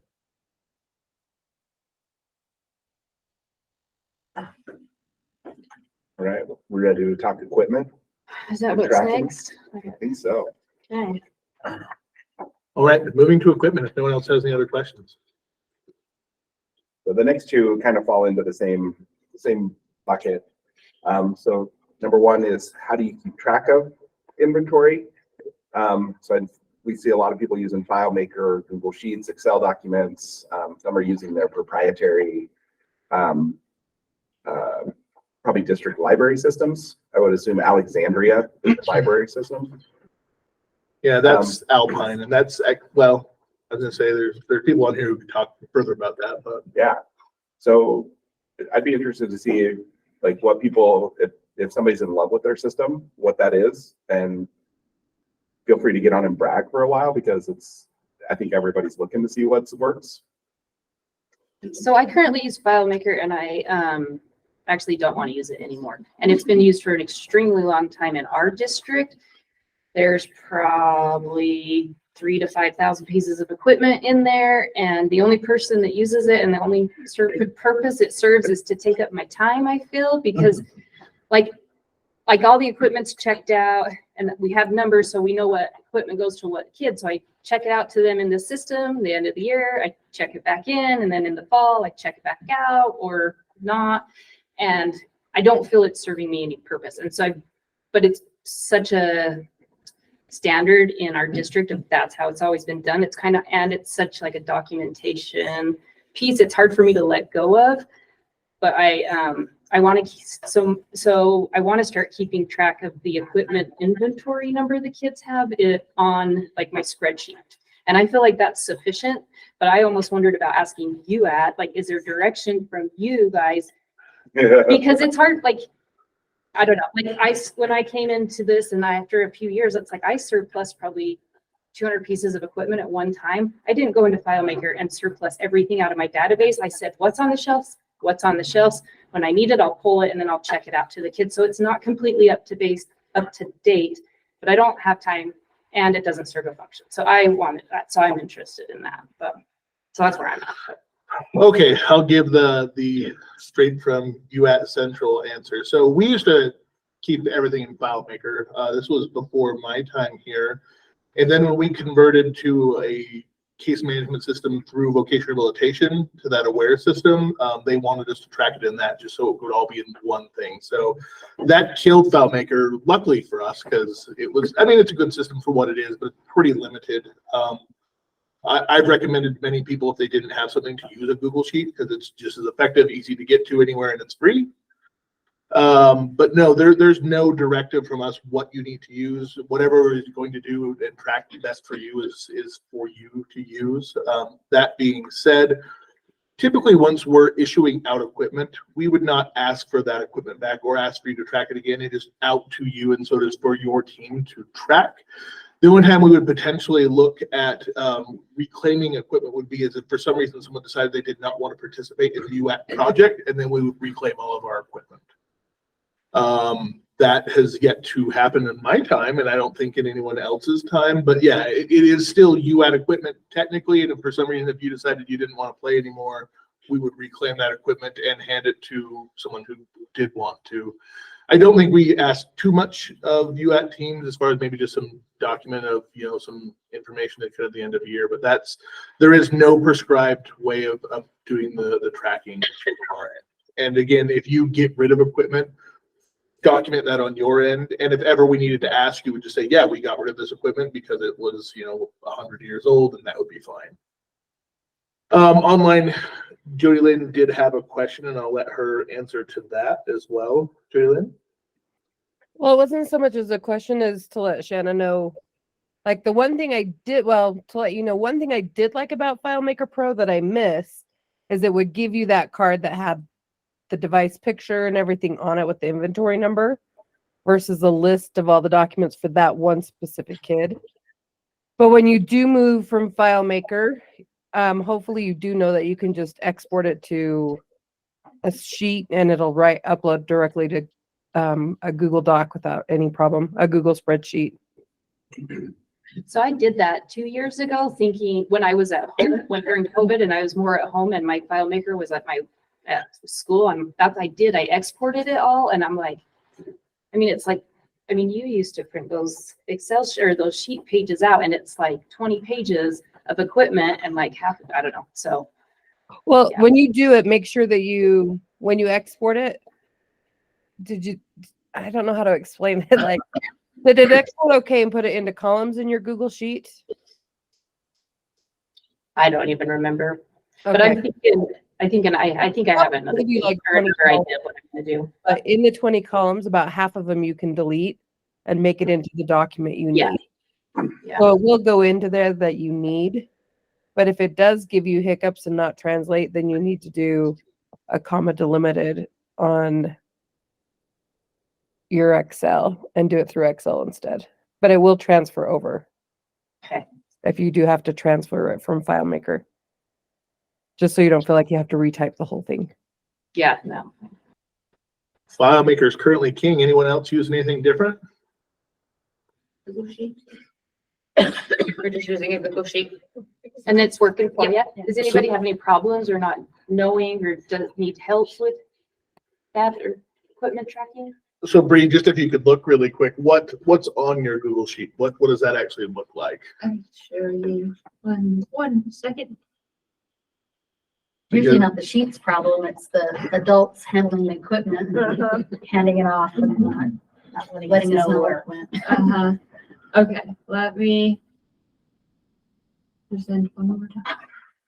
I mean, I think the real problem is just that any way that you're doing it just as good as the input you're putting in. And so if people aren't using it and aren't checking out things in it, then Yeah, great. I usually make the ones, if I'm out of place and I have seen it within the year, I make it green because I know, hey, within this year I've seen this one. We have iPads, we have other devices, switches and arms, reading and writing, different things that we've removed if we had some that have been destroyed, just so that we know the ones that have been broken. But yeah, we just have a different sheet for each of the different types with their number. And will you click on one and just leave it?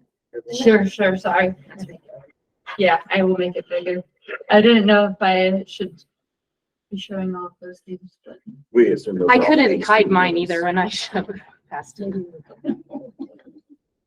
By the way, and I will openly say this and I will stand behind it, the most impressive district in the state is Vernal, because they go through every single item at the end of every year and make sure they have every item back.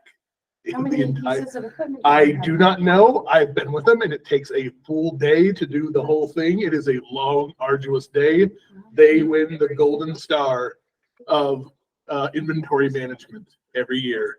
Although I do know Alpine has Alexandria and that's a really cool system. And if they're here, I'll let them talk, but for sure, Vernal wins the prize. So We'll try this. Come on, great, we can do it. Robert, you have a comment? I have a question for everyone. Are y'all tracking every single little thing?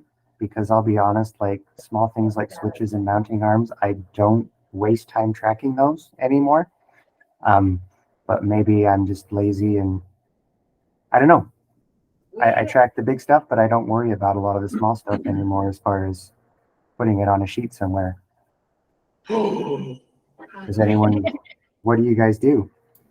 I agree with Robert. I think there are, some of these small little things that can just get passed off easily, things that maybe have a limited lifespan that I don't want to track those things. I'm very grateful that when we've gotten some items from down Salt Lake, like headphones, that those aren't numbered. That's very appreciative. So thank you guys for doing that. But I agree with you, Robert. I'll give you our background on that. So we initially, before I got here, we did track everything. We tracked cords, headphones, all that stuff. And then we had an audit where we had to find an HDMI cord. And I said that will never happen again. So if we're getting things that are $20, they're the toys, things that I would consider disposable or things that will have a lifespan of a short lifespan, I will not put inventory numbers on those. again, those inventory numbers are for your guys' sakes, but yeah, those are just, I guess, suggestions of, hey, these are maybe things that aren't as important for your inventory.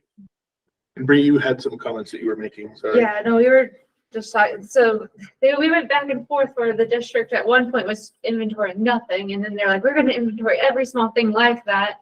And so so now we have a lot that have stickers that probably don't need to, and then now we're kind of going back to, oh, they don't want to inventory everything. So then I was just telling Tasha, like, trying to get them to give me stickers for our new Bluetooth switches. They're like, oh, you don't need, so I think we're going to land in the camp of, hey, doing the bigger expensive things and not doing the. When you say stickers, you mean the We have barcode district stickers? barcode Yeah, stickers. to have an inventory number on it. Yeah. And those have a cost like per sticker, right? Yeah. I'm sure Yeah. at some point So- people are like, we don't. Yeah, want so once they did like all of our toys and every little cord, and they're like, oh wait, maybe we shouldn't have done all of those small things. Yeah, But that allows you to scan it, check it out to a student, and then potentially. it's tracked, right? Yeah. Yeah, which is the upside of those Mhm, of those the district stickers. systems and the library system, right? Mhm, Yeah, And you'll put UATT purchased equipment in that system? Yeah. Oh, okay. yeah. And with most of our UATs, we still put like our UAT iPads, we still put a district sticker on them, so they'll have 2 stickers. So then we know. Well, and so from UATT Central, here goes, this will be a good one. The team numbers, the stickers that we put on that are, team L, team N, whatever, and then with that number, we have done that because there were teams who had expressed interest in us continuing to do that because they were managing their system based off that number. We are happy to do that as long as we want. If we ever came to a consensus when people wanted us to stop doing that because they were doing their own, we would be happy to do that as well. That would make my life way easier. But yeah, again, I'm happy to continue to do those with those numbers if people would like and prefer that. I like them because it lets me know where to put my label. Yeah, over on top of it. Yeah, good. So they're both there. It's double. Yeah. That counts. Like I said, there are teams who have said that that's the inventory numbers that they use. I was gonna say, I like it because then I just use it. Yeah, and that's But totally if I'm fine. not using FileMaker. We're happy to continue to do that. If there is a time where that becomes distracting though, where people do not like that, and that is the consensus, then we could go with. That's good to know. Where, yeah, I'm not bound to those and I don't love them either. So, It's not etched in stone somewhere. yeah. Anybody else have any, I The guess, only thing questions? that my Google Sheet has that you didn't show is I have inserted a picture into the cell so that when I have a teacher that says, I have no idea what you're talking about, I can say, oh, and this is what it looks like. So, but Google. Smart. Smart. Yeah, so I know a couple other ways that we keep track of some things, like I'm sure hopefully most districts have a multi-device management system for iPads that they have to put iPads into. Since that's a state law, I'm just going to assume that everybody's doing that 100%. That's a nice way to keep track of them because it's searchable by serial number, et cetera, et cetera. You can usually add information into those of this is the student and the place that it is. It's not nearly as handy as the scan labels though, I'll say that. Yeah. But I also put on my card, so like on Austin's card that we just created, if I checked something out through, I would add that in the notes. So that when I go, well, wait, what does Austin have? I just go to Austin's card. Yeah. We'll write our district inventory number at the bottom of the report. Yeah. Left iPad number. So then whenever I'm looking for an iPad and I type that into my drive, I can know all the different places that iPad's been. Yeah. Our system very similar has you attach through the inventory, to what client it would be released to. So Devette does say that she loves the numbers and they use those numbers. So Devette, don't worry, I got you. I was gonna say, I still want the numbers. Yeah. So, all right. Any other questions, I guess, about inventory or anything to discuss about that? Oh, I want to talk. How do people send stuff home for summers? Yeah, that's Ooh, this is gonna get heated. Or daily, yeah. Or daily, yeah. Well, I mean, everybody has to answer that question on the IP, right? Does the student need assistive technology at home to provide FAPE, right? That's on every IEP. Yeah. That document that Julia sent out, the NIFs and facts that was just released in January, I think they said facts were devices can be home for that. Yep.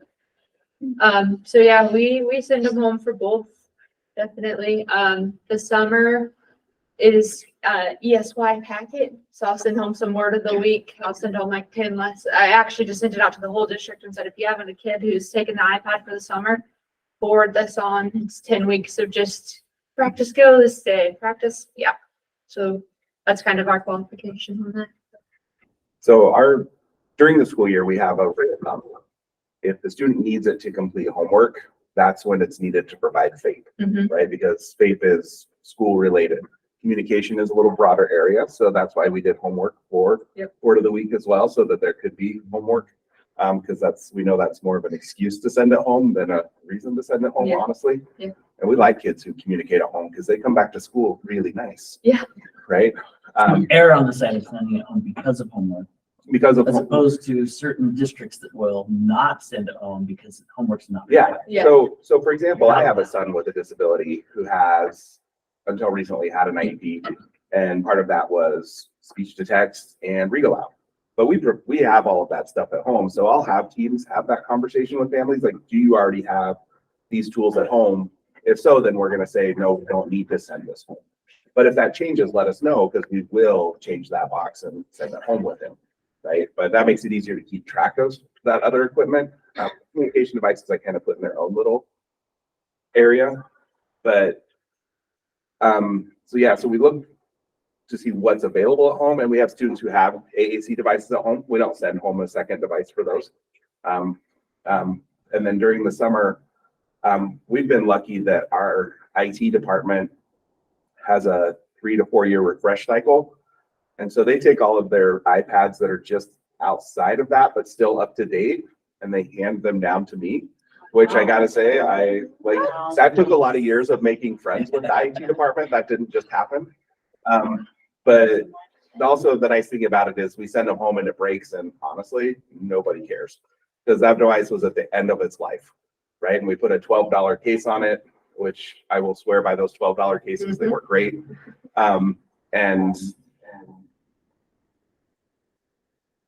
Sorry, I had I was listening and my headphone just died.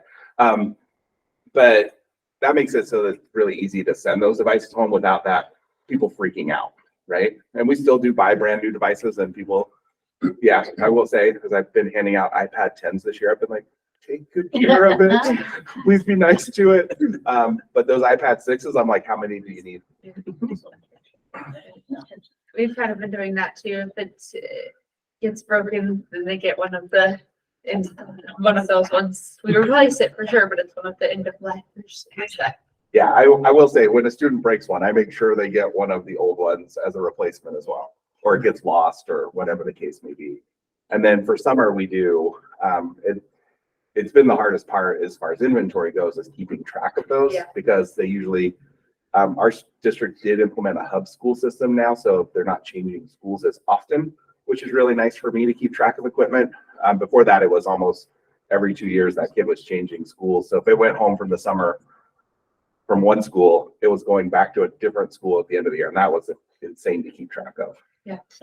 We're pretty fortunate here at UATT Central as well to be able to issue long-term loans sometimes with those end-of-life devices you're saying. And yeah, they go out, and if they come back, great, but it's the expectation that they don't.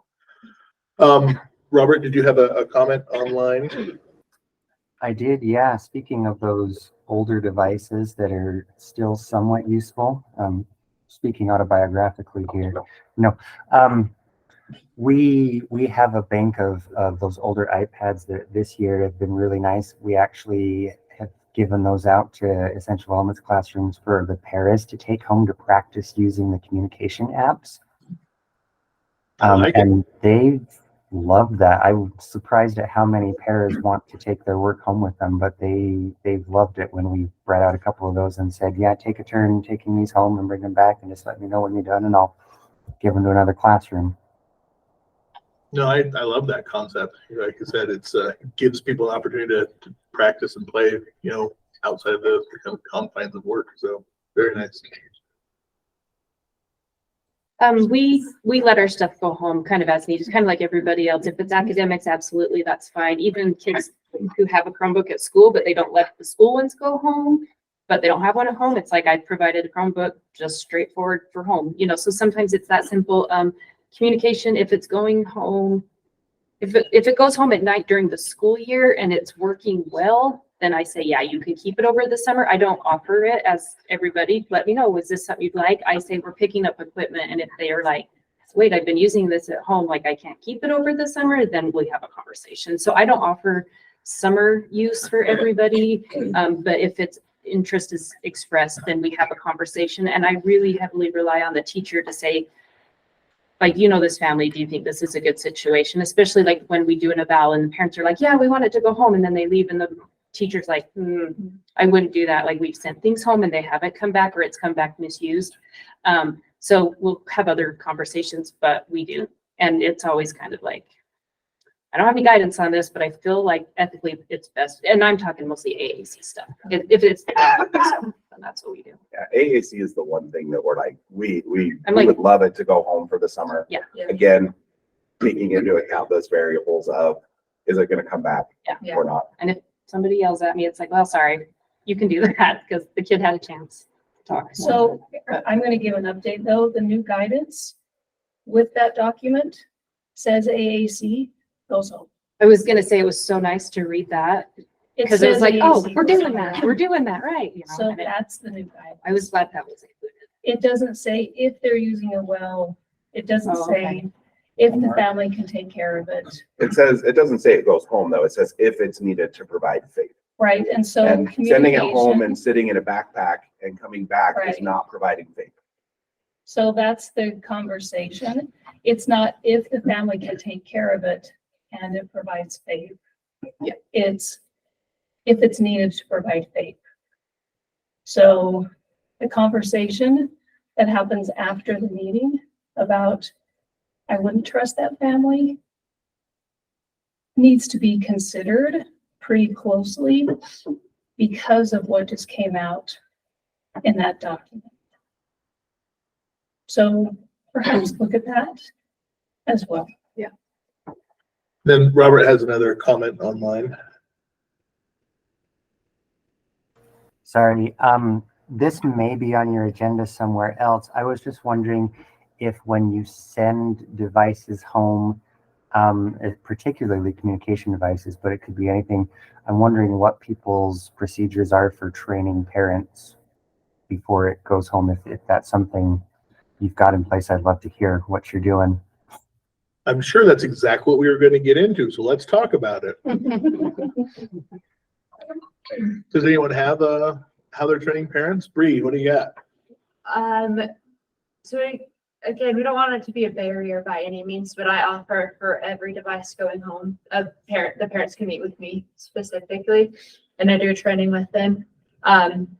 If they're not able to, I'll still send, we fill out a form. The form is not legally binding at all, right? But it just has some like, hey, I'll charge it, you know, just getting us some ideas of the things that we're going to need to be able to implement the device at school effectively. If they send it back dead every day, you know, then we can't use it. And so we talk through some of that, and then fill out the form that just says, hey, we'll take care of it. If they can't meet with me though, you know, and when I go through with them, I go through modeling, I go through, hey, this is the most important thing. Answer any questions. We look at the app specifically. We look at all of the resources with the app where they can find YouTubes on how to add buttons and adding buttons, personalization. We go through all of that. If they can't, though, I send that to them still. And, you know, so it's not like you have to do this or it can't go home, but it's, hey, we want to offer this service. It's not a one-time thing either. You know, if they're like, hey, can we talk again? I give them my email then too. So, hey, if anything happens, you can email me directly. So that's kind of how we've done it. Is it's highly encouraged to meet with me, but not a barrier to them being able to take it.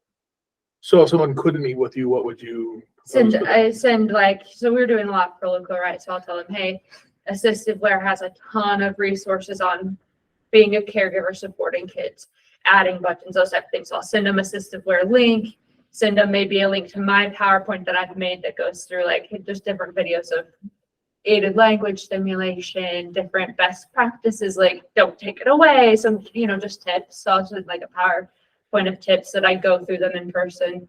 Most of the parents want to take it Yeah. home, and I think they realize that they want we the kind of make training. it sound like we we need to have this, you know, Yeah. we need to have you get trained with Bree. Yeah, talk it's to more you. of like a, hey, this is gonna help you, and not like, oh, this is a requirement. So most of them, like, we have very few, and it's usually just like a, I can't get off work type thing. Yep. And even then, I'll be like, hey, I'll Zoom you after work. Like, we're pretty accommodating in that, you know, it doesn't have to be a specific time. It's when it's convenient for them. And so really, most of the parents are like, yeah, we want to know what to do with it when we get it.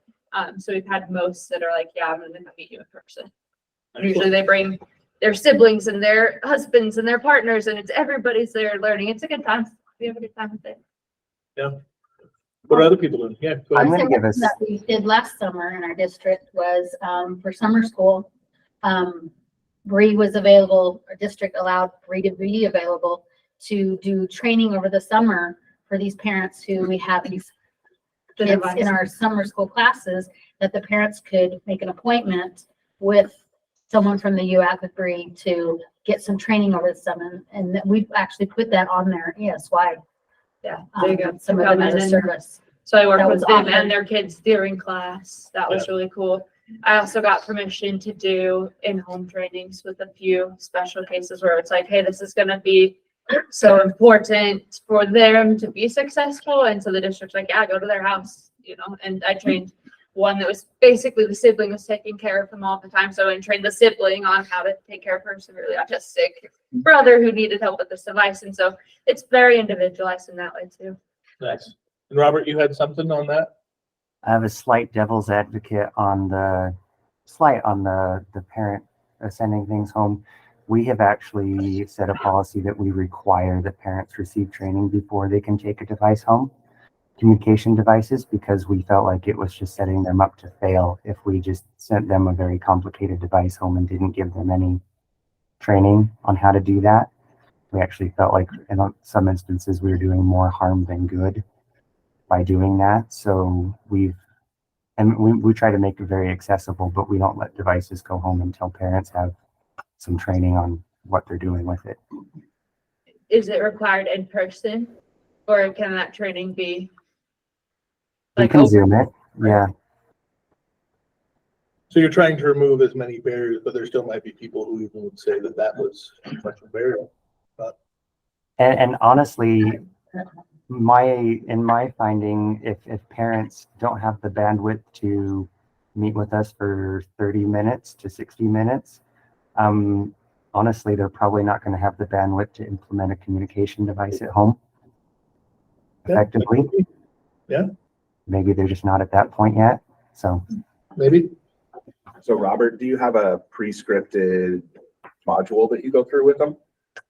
We have a YouTube video we have them watch, and then we have just like a checklist that we go through during the meeting. The first half just focuses on, you know, buttons and folders and editing and all that kind of stuff, and the second half digs into a little bit about home implementation, talking about how to use it at home. So very nice. Anyone else as far as how they're doing that? Amy, what do you got for us? Hey, so mine's similar, but I like to make sure that I'm meeting with at least one team member from their IEP team as well when we're doing it with the parents. And what I found is a lot of times when I have future referrals for students who are looking for devices, those team members are starting to get comfortable enough that I go, do you want me to come do this one with you? And I just got back from maternity leave, and I have a couple team members who got things while I was gone. Travis was a rock star for 3 months while I was gone too. Took over everything. But I had a couple of sites where they just ran with it and they did the parent training themselves. So I didn't have to go out and do that with them. And the parents know they have their IEP team to support them with that. So we've had the exact same experience as Amy did. Yeah, I love that. Yeah, it's been really awesome, and it's been really nice to see them grow and not need as much support, but still get to tell me about how they were successful. Anything else? The other piece I'm interested in is how are we following up with parents to see how they, like, just like we do with the school, right? How are you being successful? What does that look like? What help do you need it after that point? So is there a rubric in essence for following up with the parents versus, yeah, we're doing good versus not good? Does anyone have anything that they're using? We sometimes will invite this isn't for summer necessarily, and I would love to do it after summer follow-up with parents, but that's a very busy time of year when going back into school. So I haven't, but that would be nice. And that'd be some good information. But if the device goes home and it's used a lot with the family, we often invite the family or a parent just to like the follow-up visit if possible, and just like a virtual one to see how it's going at home. So whereas we don't always include them in our basic follow-ups. Does anybody use like the data and cough drop and lamp and realize language to see how it's being used? Not yet. I don't on individual kids. Don't have those apps. No. That would be so nice. Well, then I'll ask a different question. So with AAC devices, obviously we talked about sending things home. What are we doing if it's a dedicated device and it's coming from home, or are we having that problem happen? Does anyone have any policies or procedures in place if someone is bringing a device from home? I told the teachers you're not allowed to tell them we don't do that here. First of all, that was the most important thing. I have heard that. People say you're not allowed to bring your own device. We don't use that in our district. No, not allowed. Yeah. The one thing we do with those is, number one, we have a nice conversation with parents about, yes, we're going to do our absolute best to take care of it, but it is not ours. And then we always provide a backup device in those cases. So if a kid comes in with a Celtillo device, we put touch chat in there, so it's 99% the same. So if that device doesn't come to school, it breaks, it's not charged, it's just there. Mm-hmm. What would we do if a device did come to school and was damaged or broken? Do we have any kind of documentation to, I guess, try to mitigate or at least assign responsibility for that? You mean school-owned equipment? No, I mean personal. Home yeah, that's personal damaged at equipment. school. Yeah. Oh, from home, damaged at school.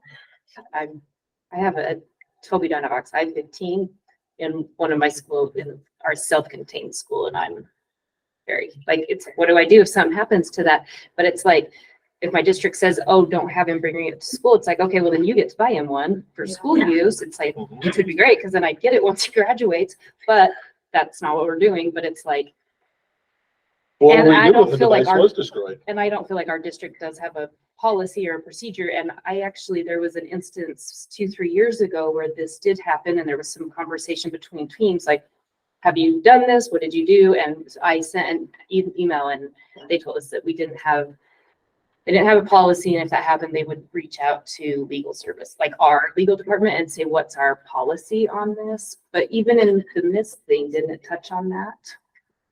The thing that came out, I thought it said something about that their equipment can come to school, just like ours can go home. It absolutely it can, said yeah. both ways, which I was glad to see that, because I had a principal at one time that says, no, we don't want yours to come to school, we'll provide it here. It's like, yeah, that's fine if it's an iPad. What about a Toby? What about an iGaze device? So I may or may not have had a school team break a kid's Toby 1 year and 1 month after its warranty, or 1 year and 1 month after it was new. So the warranty had just gone. And what they had done is the stand was coming loose. And so they retightened it down and it fell down. And so they put it back up and tightened it again and it fell down. And on the fourth time that same day, which you would think somebody would say, hey, maybe we don't put this back up, it broke. And so, yeah, we did. We didn't provide the dedicated medical device Toby, like we worked with parents and worked it out. But that kid has had a Toby iGaze device on a Surface tablet with mounts from us ever since then. Okay.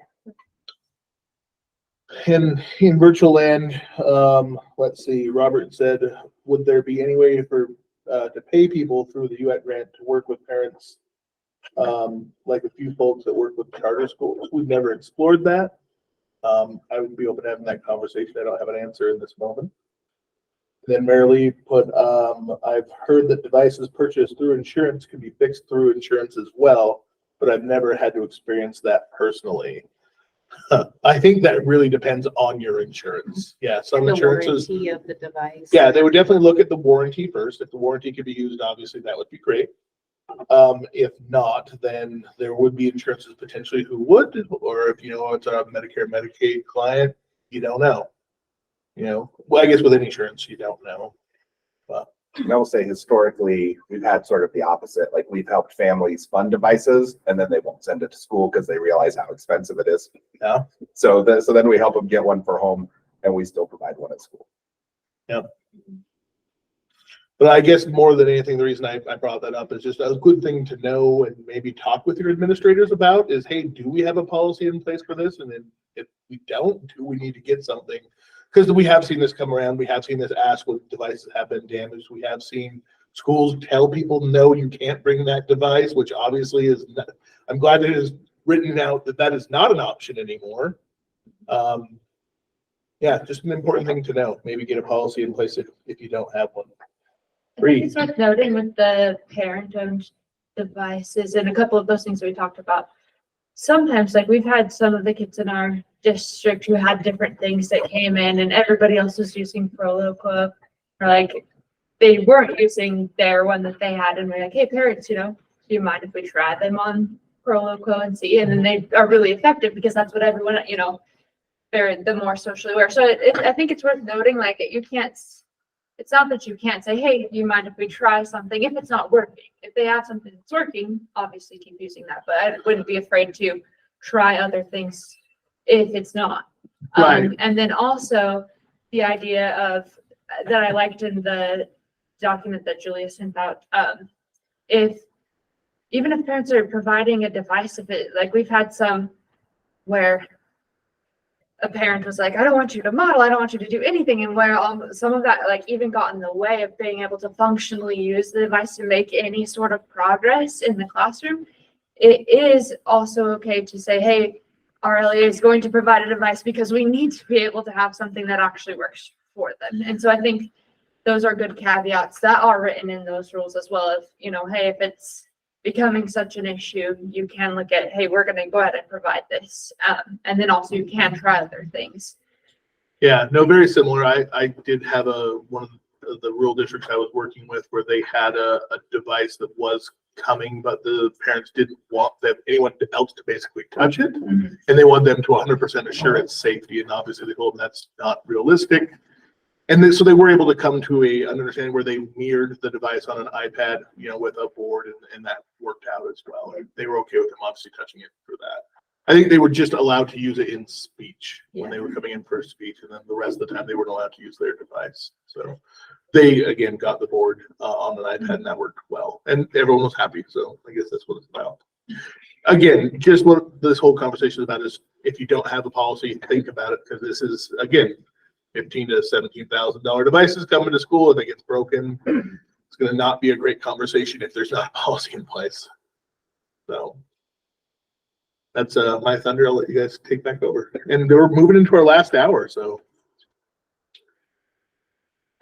Anything else on equipment?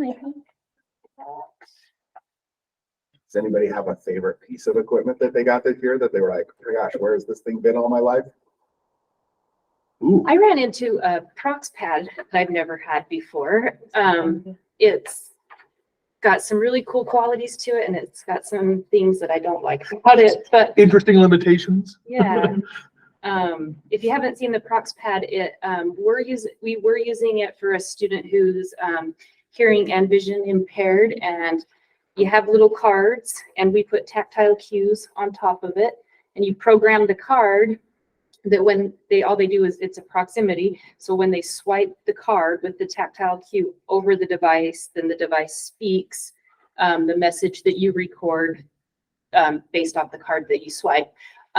So it was really cool to have a voice output device with a tactile cue, because I haven't seen that before. And really, the one thing is we kind of thought it always had to be plugged in, which was like really problematic to not have a mobile device. But we found out just a few days ago it can take batteries, but it ate through batteries in 3 hours. But I think this one is the one you guys have a little old, or is that a newer one? It's old. Is it old? So we only had it for about 2 months as a trial, and we returned it today. But it was cool. I had never seen it before. I've seen proximity switches, but not a voice output proximity switch. And Different- I'll be straightforward with where we have seen it be very, very effective for some individuals. That being said, it is a very specific individual that is usable or optimally usable for. And so it didn't go out often enough for us to justify buying a new device of that kind. So, but a very good The device. teacher's class who I had it in, for one student, has a class of several students who have very severe, profound disabilities, medically fragile kids, lots of vision, lots of hearing impairments. And she's like, I want one for my whole class, because she has like a visual card on it and a tactile card on it. They get the voice output. So we're actually going to look into ways to getting her one for her class. Very nice. So that was fun. Any other favorite devices or favorite things that people are doing? Julia told me about seeing AI last week. That was really cool. What? I know I've come to your district at least a dozen times with seeing AI. You guys are in So our trouble. district is seeing AI? Yeah. Seeing AI is a fun party trick, I will say that. It really We don't It's fun use it to very point it much. at people and have them guess how old they are. Yeah. I remember from the last one you guys talking about how old somebody was, but I guess I didn't put together the like actually reading component of it, but I Yeah. took it to our post high and showed all of the teachers this week, and they're all really loving that because they're looking for something more functional for their kids that they're taking out on jobs. Yeah. And so we're putting it on all of their iPads since it's free so that they can take them to their. And would you gas mind station explaining jobs. seeing AI and what it does? Just, Sure. would you mind explaining Oh, that so people? Yeah, it's an app and it's free. And actually, Julia told me it was only on iOS, but I found it on Play Store too. So it's actually on both. Oh, it is now. It did not used to be. It was when I looked it up the other day. It's on Play Store now. Excellent. And it has lots of different features. One of them is just like it will read any text that you point it to, or you can take a document and scan it into it and then have it read the document. And then the like describing how old somebody is that we were talking about is if you put it at a person, it will like describe the person or the room. So it was really cool. Those teachers are really excited to start implementing that again at the job site specifically, because we had read and write for Google, not that we had Stamp and Read, but the teachers at the post high were like, hey, we're not so much worried about academic reading, we're worried about, hey, job reading. And so that was a big game changer for them. And on an exciting note, I was able to attend ATIA just, last month, and a lot of those features are actually being built in just to like iOS or Android system, where you can obviously take a picture and highlight and do that kind of stuff, as well as being able to take a picture and it tell you what is in the picture. Those are all kind of being built into iOS and Android, just the systems and the accessibility features. So really, really cool. Yeah, I was looking, you guys are using AI more. Can you slow down the reader? Is that a feature? I was looking for that setting. I wouldn't know just off the top of my head. I would have to look. Okay, I'll have to keep playing with it. I couldn't find it yesterday. But No. anyway, Any other cool apps that people are using? Oh, here, they're asking just what it's called online.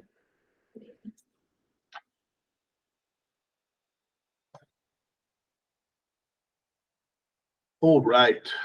Anything else in here? We have a lot of people in here that have other cool apps. If anybody has any ideas for something comparable to a C-pen, if it's not $300, that'd be great.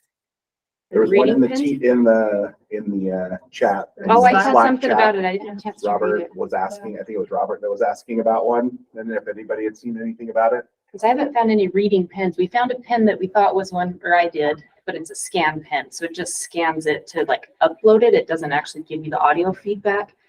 Oh, Robert's come on. What is it, Robert? Sorry, I didn't look at it on your Slack. I don't know what it is. I put it in Slack and then forgot about it, honestly. I guess it wasn't that great. Well, I just didn't thanks, have Robert. time at the time. But I mean, it looked promising. I just haven't had time to follow up. I was hoping one of you guys would call me Slack, or I'm going to put it back on you. Slacking on your Slack.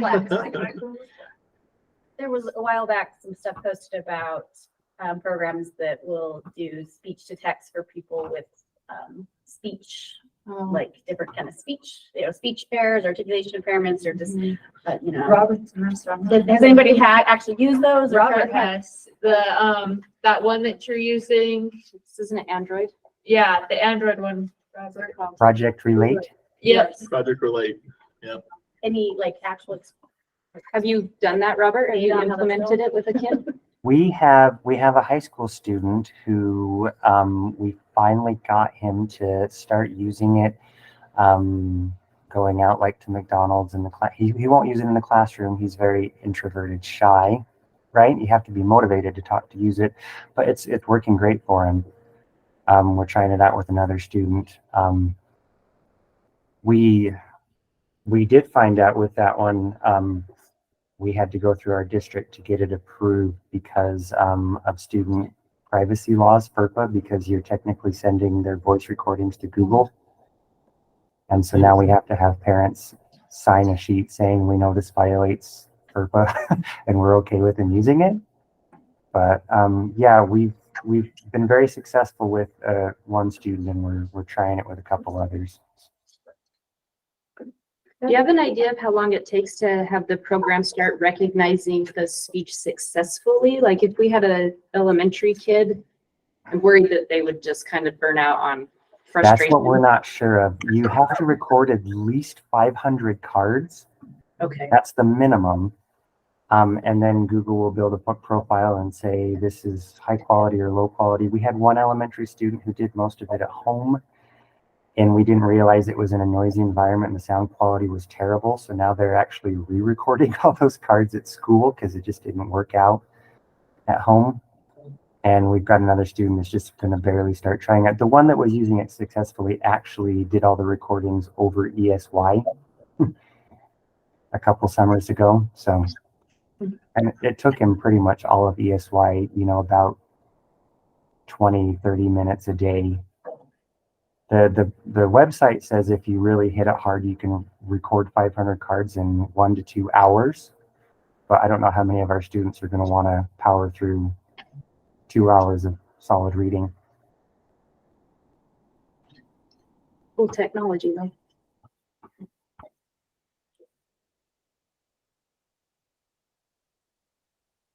So I have one not for students, but it's been hilarious just for me personally, is Live Voice on iOS. On your Mac or your iPhone, you can use what's called Live Voice. So you can create the Siri of you, right? Oh, So really? you can have your own voice be Siri. That But it sounds won't be awesome. Siri. It will only work for what you type in to say. So it's not, you can't like have it read in your voice. You can't have it do other things, but like on FaceTime chats, other things like that, you can, send your voice as a digital voice. Acapella does have a paid version of that. It is quite expensive. It is $99 a year or $1,000 lifetime. And then you can have that permanently banked. But there are both, again, iOS and Android that are coming and doing that for free. And I don't know that business model will work long term. Yeah. Because the quality is, what you're saying. So I'm hopeful because Proloquo has started using the Apple voices. And once it makes the jump from Live Voice data to an Apple voice, like you can have it as an Apple voice, I'm hopeful that you could lip spank and have a sibling or a cousin that sounds like it's their voice and it's their family voice. Well, and I can tell you, going to the demos of all of them with acapella, with Live Voice, and those, acapella is doing better right now, marginally better, and long term, I do not believe it will be discernible. And I don't see how their model will work long term. Robert. I'm curious if anyone is using the Proloquo app. It's the newer version by Assisted Wear, the Proloquo to go. There are people nodding their heads. Allison can talk about it. well, not in depth. We downloaded, so as a UATT evaluator or speech therapist, whoever, you can get a free trial version for a year of it. So we played around with it. I really like some of the features of it, but our district's not really inclined to go to the subscription model base. So I didn't put a lot of time and effort into it, but there's some, you can certainly get a free trial of it, and it's Doesn't it give you data that's comparable to cough drop? Yes, Is that it the has big some of draw? that, and it has built-in communication partner training. so that they can get on, and it'll help train, like, so it has some training components to help out parents or caregivers or communication partners learn how to use it in the system. It's a little more organized than that motor planning. I'm not like anywhere like LAMP kind of stuff, but it's organized a little differently, has lots of adjectives that jump up. So it kind of bridges, I think, a little bit more to older students and populations a little better than just the fellow quota go. But haven't actually used it much with students since it taking the time to train when it wasn't really. So maybe some nice features depending on the application that you're looking for. And if your district is Supportive of that. subscriptions. That was our hang up too, was that yearly subscription that you're on the hook for rather than one lifetime purchase and then you're good. Right. And then Robert, you also did put the information up about the pen, but do you want to say that for the people who are here live with us? Yeah, so I threw it in the chat. I heard about this actually on a charter school forum. They were asking it, and someone in one of the schools said that they really works well for their students. The only complaint they had was that it had too many features because it's also like a translator pen and lots of other things, and so they had to tell their students just use the reading part. But I haven't purchased one or got my hands on one to see how it compares to the C pen. So I don't know. It's a third of the price. Isn't this the one I bought and returned to you? I can't click on it or we're going to lose our thing, so I don't know. UATT might have one of these. I think It's like a no-name language translator pen from Amazon, so I don't know. Why did you Cool, return look at it? if it's the same one, it didn't read out loud. And so it may be different then. We'll have to check it out. Cool. Any other cool apps that people want to talk about? Yeah. I've been using one that's called At Voice, and it just anything that's not DRM, you can pull into it on Android, and it will read it to the whoever's got it. And I use it on my phone.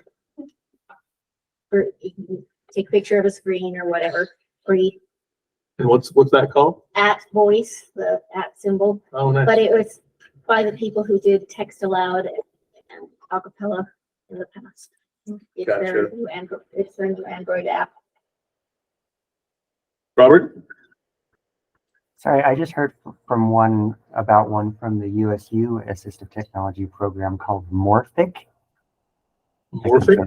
In the chat. Okay. And it's a free software that basically shows you the accessibility features already built into your system and just kind of makes them accessible on a standard toolbar rather than having to dig into the accessibility settings in Windows or iOS or whatever you're in. I don't know I think it works for Chrome as well, but I don't think it's for mobile devices. I don't remember. I heard about it, but I haven't checked it out a whole lot yet. Okay. One other feature of the newer Proloquo that I wanted to mention that some families might be interested in, and again, I haven't kept up in the last year on whether this has changed, but you have that subscription so they can put it on all their mom's phone or their grandma's device or the whatever, so you can put that account, basically if you sign into your account. So the account is associated with an email like Cough Drop. Yeah. Okay. That's my understanding of that, is it's basically the answer to Cough Drop, but just with simple 6 text pick. So it's not tied to an Apple ID, it's tied to an email address. Yeah. No, and I do know many people who've chosen Cough Drop because of that cloud-based technology, because then you can add it easily to a device, or a device breaks, obviously it's transferable just with that. I think that's what they were trying to do with that Proloquo subscription. For sure. I guess with that Proloquo subscription, I haven't looked at it closely enough because we haven't had anyone try to purchase it here. Is there a lifetime subscription price? Because that's what Cough Drop does. I feel like there was It's yearly daily or or monthly, I feel like. Yeah. There's not a lifetime. Yeah, usually you could do a monthly one and try it. I mean, they're like I said, not like, I don't think a parent could get a free trial of it, but a service provider can, but I feel like they could try it out with the monthly. Yeah. See if it's something that works for them. But that could have changed. It's been a while since I listened. Right. I would hope so. I guess part of the concern that we've had and a conversation we've had here is if they completely move away from Right. Forever and it is completely subscription based. what would that would look like? And if they would be able to just terminate what was Proloquo to go, or if that would be something that if you got it, great, but we're not issuing any more. We're not updating it or we're not maintaining it. So it looks like they have a monthly, a yearly, and then a license from anywhere to 1 to 5 years, but it's still But not a lot. not a lifetime. The other thing is it comes with the Proloquo Coach app, which is a companion app. Yeah. So it's that second app that does the training of the caregiver. No, you can find out what they're doing now. It has some data component to it as well. I can see them moving that way for their purposes, but that's hard for us because, like, I think Eric said it too, like writing a grant for a kid to get an iPad. Like right now you can use the ATP grant and get an iPad and Proloquo to go and a case barely. But if it goes to this, then parents, that's back onto the parents. That's unfortunate. And that would make our licenses more messy if you have to log in. That would be a huge mess. Subscription.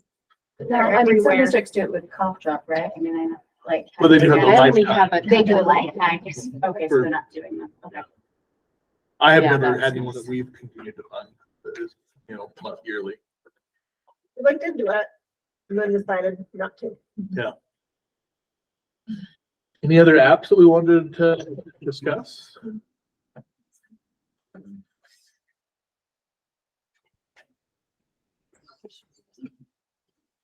Okay, Eric. All right. Anything else that we have that we? Yeah, there's a couple more questions. All right, well, then let's move forward with the next question. Okay, so the next one is, do you do consultations? And I think we talked about that a little bit. Some of us mentioned that we do, and that we don't. Some do and some don't. The answers on the survey were pretty mixed. Does anybody have any questions or concerns about doing or not doing consultations that they want to talk about?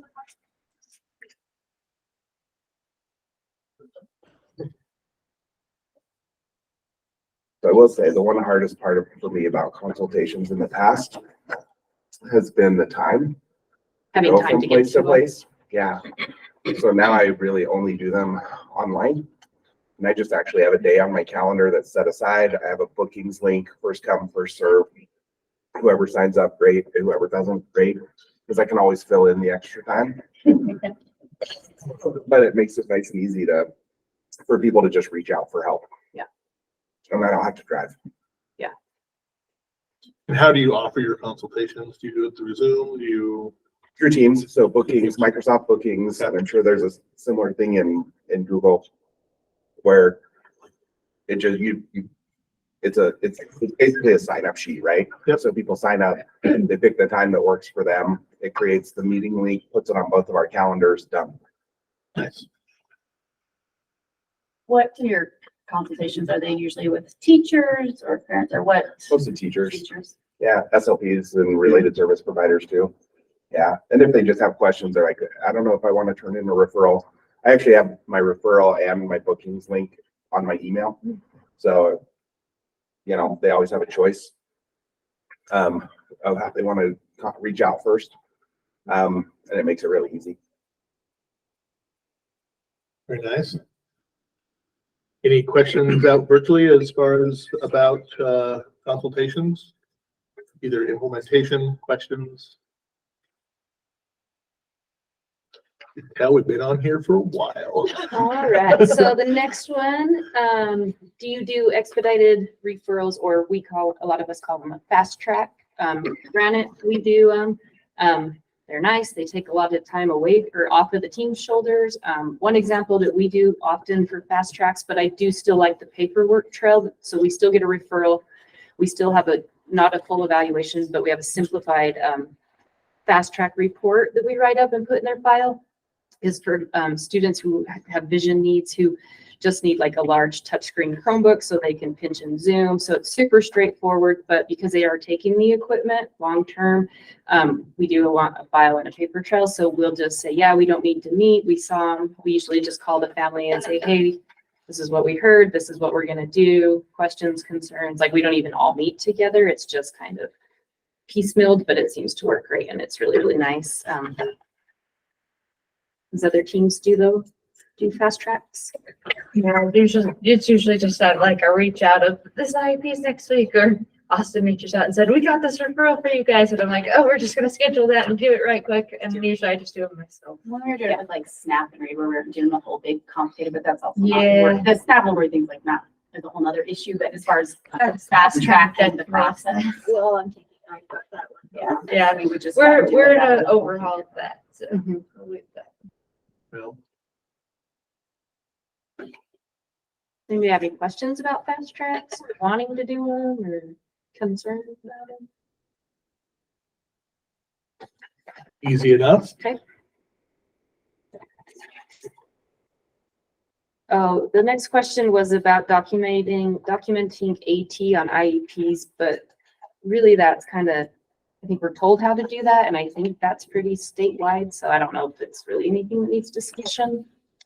Do you want to talk about it, or does anybody have questions about what their direction has been? I was gonna say, yeah, let's take a minute, because I know I've heard different things from different Oh, people. okay. We're Very addressing different this, like, we're addressing it with our whole special ed department. AT Yeah, specifically because on that. we mark our box and then a little text box shows up. Under special Under factors, you special mark factors. AT, and then what does your text box say? What program That's, are you using? First of all? Power School Special Program. Okay, so, and then and the text box is empty? Empty. And you Just don't for know- reference, And you don't know this what to is put in it? Julie Oh, from yeah, Salt sorry. Lake. Sorry, That's okay. my computer died. Yes, so we're kind of in discussions about what to put in that box. And nobody's absolutely, coming up with anything. Everyone has different ideas, so. Okay. So the WATT form, or the WATT rubrics, actually in that book, it has examples of what you would put in that box and like what the criteria would be. Oh, cool. And it shows that the manual actually shows how to do it if you document it in the goal, or if you document it in the special factors or in the accommodations. Like it has examples from each of those, because Perfect. So that's the there's first no time it's rule actually in about where special it should be. factors. Yeah. It just needs to be in one of those. Oh, in just one of them? Yeah. Oh, Well, okay. legally, like, yeah, Yeah. you have to document it, but it gives examples of how to do that in those, Okay. for those different options. On the USB website and on UATT's website, there's a assistive technology consideration support document. Oh, yeah. And I've been just sharing that with all of the teachers and SLPs and the techs, everybody. I would think that you could even put some of that stuff on there as, hey, we went through that document and looked at the different areas and they don't need anything or decided they do need, and that, where it's on the Board of Education website. Yeah, easy to use. How is it being documented in any other way, like on the services? Are you guys doing that, or is it more under special factors or accommodations, modifications? Like, how are you guys doing that in general? We just granite mark special factors, and we don't have a pop-up box or anything. And then it could or could not be in a goal specifically. And then it's always in accommodations. And we always say, write specifically what they're using. So like when I first started teaching a long time ago, they said, don't you dare write the name of a program in there, don't even write iPad or anything. And now I tell them, write iPad with Prologue to go. Or my director says, you can put dynamic display program, and I still say, put the program in it, because that's what we do. I will sometimes put a specific device and program in present levels somewhere, then that's what they're using, and then make the accommodation more generic. I don't know. Oh, and that's which way is the great, right way to yeah. go, but to just describe what they're using in present levels. So we talked about doing. I like that. You have more space and be more descriptive. Anyone online want to talk about what they're doing with their IPs and how they're documenting it? So I know some districts, while you're thinking about that, online people, their special ed departments or directors have said not to mark the assistive technology box for various things. I know my definition is, it's pretty easy. If it's any item, A, and B, is it needed to maintain or improve the functional capability of that student, then it's AT. But I know a lot of districts are saying no, for things like picture schedules, graphic organizers, even calculators. But if it's documented that the student needs it on the IEP, you know, I'm curious at what kind of direction people are getting on those things. And I can tell you from UATT Central, we've historically seen both. We've heard districts say mark it on every single one, even if there's not really an item in there, or don't mark it on any of them. Just work it out for different reasons. But I won't get into any details or share anyone else's dirty laundry. We had a new director come in a couple years back, and he said it left the students getting equipment from the AT team not to mark AT, which I completely disagree with, because I was a classroom teacher. I wasn't on the team. I had a Big Mac. The kid's getting AT marked on his IEP, you know, so it's like AT is AT, but it's still any item. Yeah. And it's still needed to maintain. So I ethically agree. IDEA definition. Yeah. That's what IDEA is. What does your district do? That's we go by that definition because nobody told me we wouldn't. So Yeah. I got to call it. Yeah. But I will say when we train teachers, it's been, the first training we did on that was like 5 years ago. And we sat down and I printed up all their accommodations for them for the training. So I just pulled it out of our IEP system, gave them in a big training. I gave them their list of here's the accommodations you have for your students. Find anything that meets this definition and highlight it. And then after they highlighted it, I said, okay, so now on the special factors, what do you need to mark? And they were like, wait, so you're telling me if a kid needs a calculator, then I'm supposed to mark yes for assistive technology? And I said, yes. They're like, but why? And we went back through that cycle 4 or 5 times because you're telling me they need it because you wrote it down and it's any item and it's needed to maintain or improve their functional capability. But everybody had the same idea. If it doesn't come from the assistive technology team, it's not assistive technology. Our preschool department has different beliefs, which is crazy because our preschool department has separate admin. And so they say, you use it, you mark it. So now we have all these preschoolers coming to kinder. It's marked and our Janet or our, anyways, has a different policy. And that might be a nice thing for different directors to have a conversation about, like dirty dozen. It would be nice to have unanimous. I mean, they go, like, I know the Wasatch Front directors get together monthly or whatever. Yeah, and USB and UATT. I mean, and I think just the Dear Colleague letter says, here's what you do. Yeah, I think that'd be great. And the recording they just did on the 14th said low tech so Glenna Gallo just said it. And the people who wrote the document said low tech should be noted on the IEP along with high tech. Both of them said it specifically. But did it talk about marking the AT special factors or just in accommodations? Because I They remember said- it in. They said to note it in special factors as assistive technology because it is all things, and they gave the definition. So it's been answered a number of times as of this week. So today is whatever day of the week it is. Yeah, I was It's gonna the say, 15th. That was yesterday. So we now have, and it was recorded. It'll be available on Cast. So low tech is AT. Did they mention assistive technology services? That's my. Oh, I want to That's the talk thing about that that. I am interested in. Option. So before we Yeah. move on, Travis Chamberlain has a comment online. Travis? Yeah, you guys have actually already answered part of my question with that. I think it'd be worthwhile if somehow we could leverage this document that just came out about the myths of AT whatnot, and somehow use that to our strength to answer some of these questions. I think within our group we understand these principles, but I think if we could go through and help others or special directors, LEAs, whatnot, to help them understand this would be very helpful. I briefly caught Julie's comment about the videos and stuff, but maybe those are videos and stuff that we could share with other administrators to help us with this. I think it's just such a good document. I'd hate for it just to get shelved away, right? Like I received it from my special ed director. It came, they obviously looked at it enough to be able to say, hey, this is OT. I'm going to send it to Travis.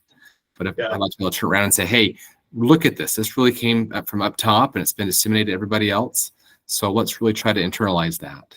So I can tell you that I got in an email from Leah Voorhees with Lavinia Grippentrog CC'd on that. So it is being seen from the top down, and it is being distributed out widely, and they are taking it very seriously. And I was very encouraged to see that spread of that document, that information. So it is being seen. Yeah, it's being seen very large. So we've been going through and picking some of those to send out, like each of our departments send out like a monthly or weekly update. And so once a month, those AT myths and facts are going to be part of that for each department for related services, for mild, moderate, or special programs. I like that. Yeah.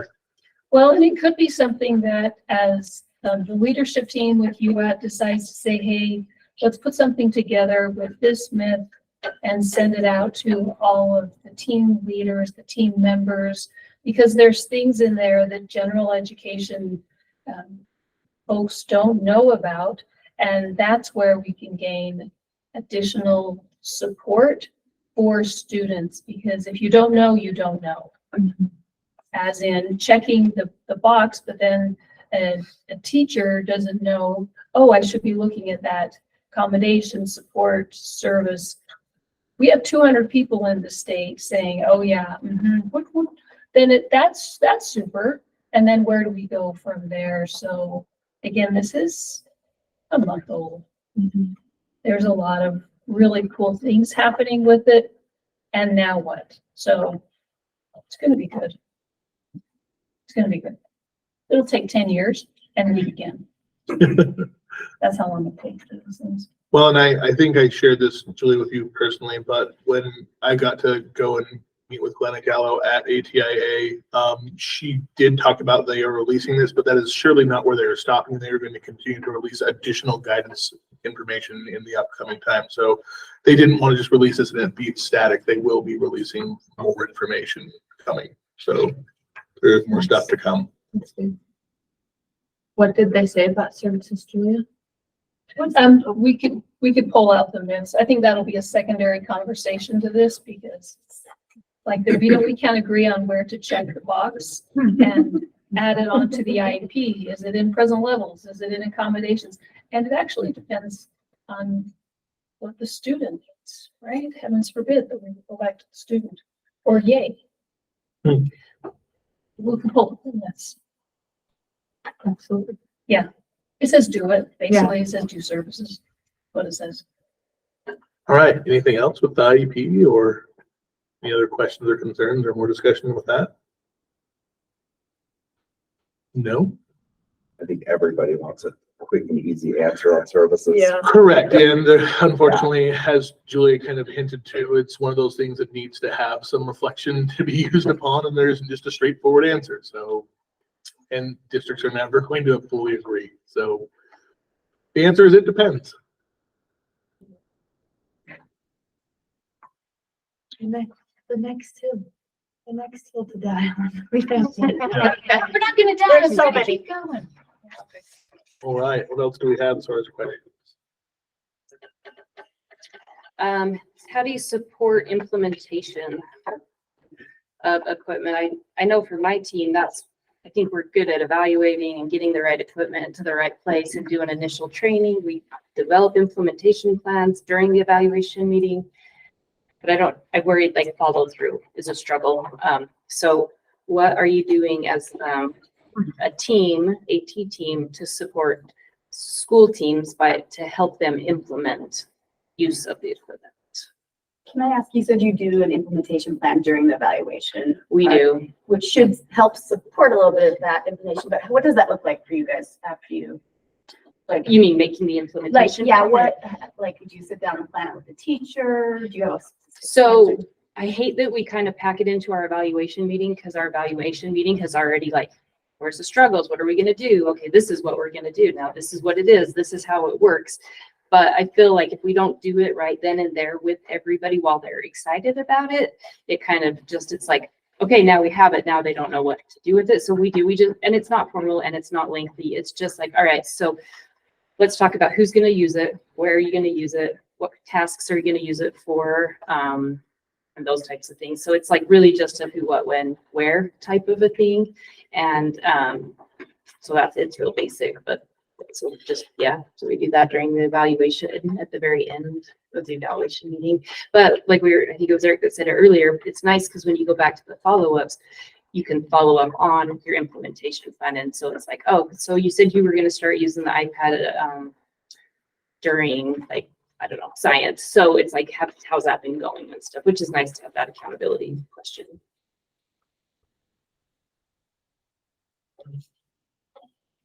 Anything else about implementation or questions or thoughts?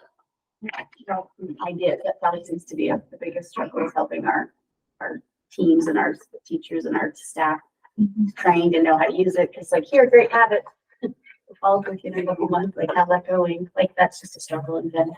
Yeah, my thinking and looking at that document that we keep talking about, and the fact that, yeah, it does say do services, but okay, how are we going to do that? I've been wondering about switching our gears a little bit and talking about using some of our, we're doing a lot of good handing out evals, getting lots of kids' devices, but then we're giving hundreds and hundreds of dollars away and not actually implementing, making sure it's going well, and maybe switching our gears to have some more implementation days built into our team days, so that right now we're doing two times a week where the teams go out. Maybe one time is a eval time and one time is a implementation time, and we take like a regional area and spend some time checking in with everybody, seeing how implementation is going. I don't know, maybe balancing our time a little bit more.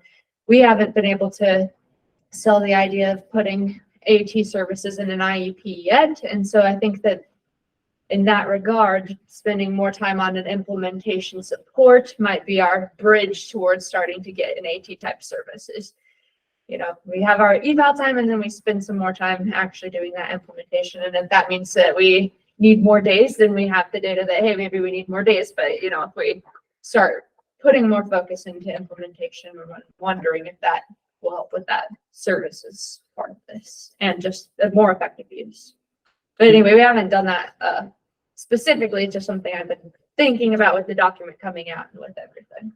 No, and again, to beat a dead horse, we talked about if you don't schedule it, it doesn't happen. Yeah. Right? Because there are enough things to fill your day in just a regular day that if you don't schedule those, other people will schedule things to do or find things for you to do. And so having that time for implementation is, it's a very important aspect of it. If you don't have that, then as you're saying, schedule it might be the best option to get that going. And I don't know if other people have like more full-time like Robert or, any of us, but it's hard too. And it's just like, oh, the full-time person will do all of the implementation. And then we have our eval teams, like that's not been working great either. Having one person will do all the implementation. Yeah.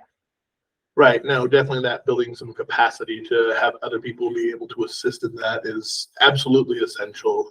There's Julie and I for the state. We try our best, but we can't obviously fill the entire needs of the state, just as one individual full-time couldn't fill the needs of the district. Mm-hmm. So.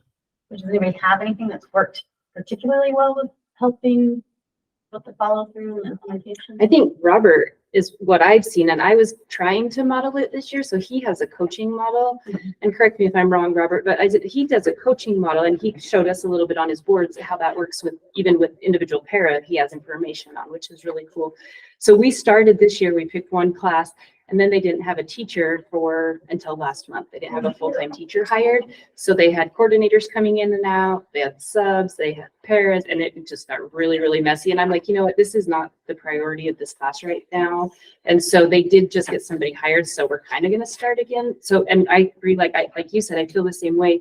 I kind of want to take time away from my team day of doing follow-ups and doing evals to just going in and do like us modeling with the kids and doing hands-on class-wide coaching or small group coaching. I feel like that, like, I don't know how you stay up on all the meetings I feel like I need to do, but I feel like that is more bang for our buck and has more value for the kids.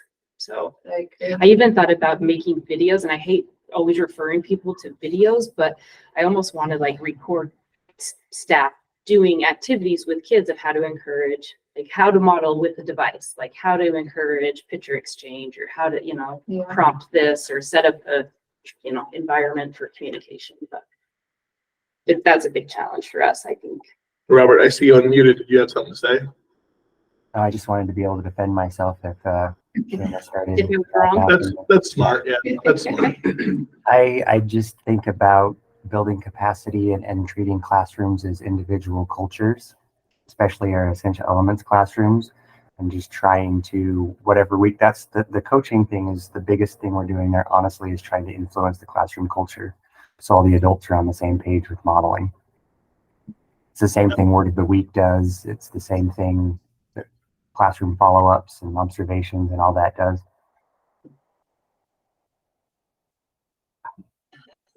Excellent. Well, I guess anything to that last effect, or people feel like we're good? I mean, we have another 15 minutes that we can easily use. Well, we're through our questions, right? Yep. All right. Well, thank you everyone for coming and giving your comments. That was a good, lively discussion. We again are going to be having another presentation coming up in St. George, and that's just a little bit out, more than a month. We're looking on the 21st of March. That information will be coming out, but thanks for coming, and we'll see you hopefully for that one. All right. Thanks. Thanks everyone.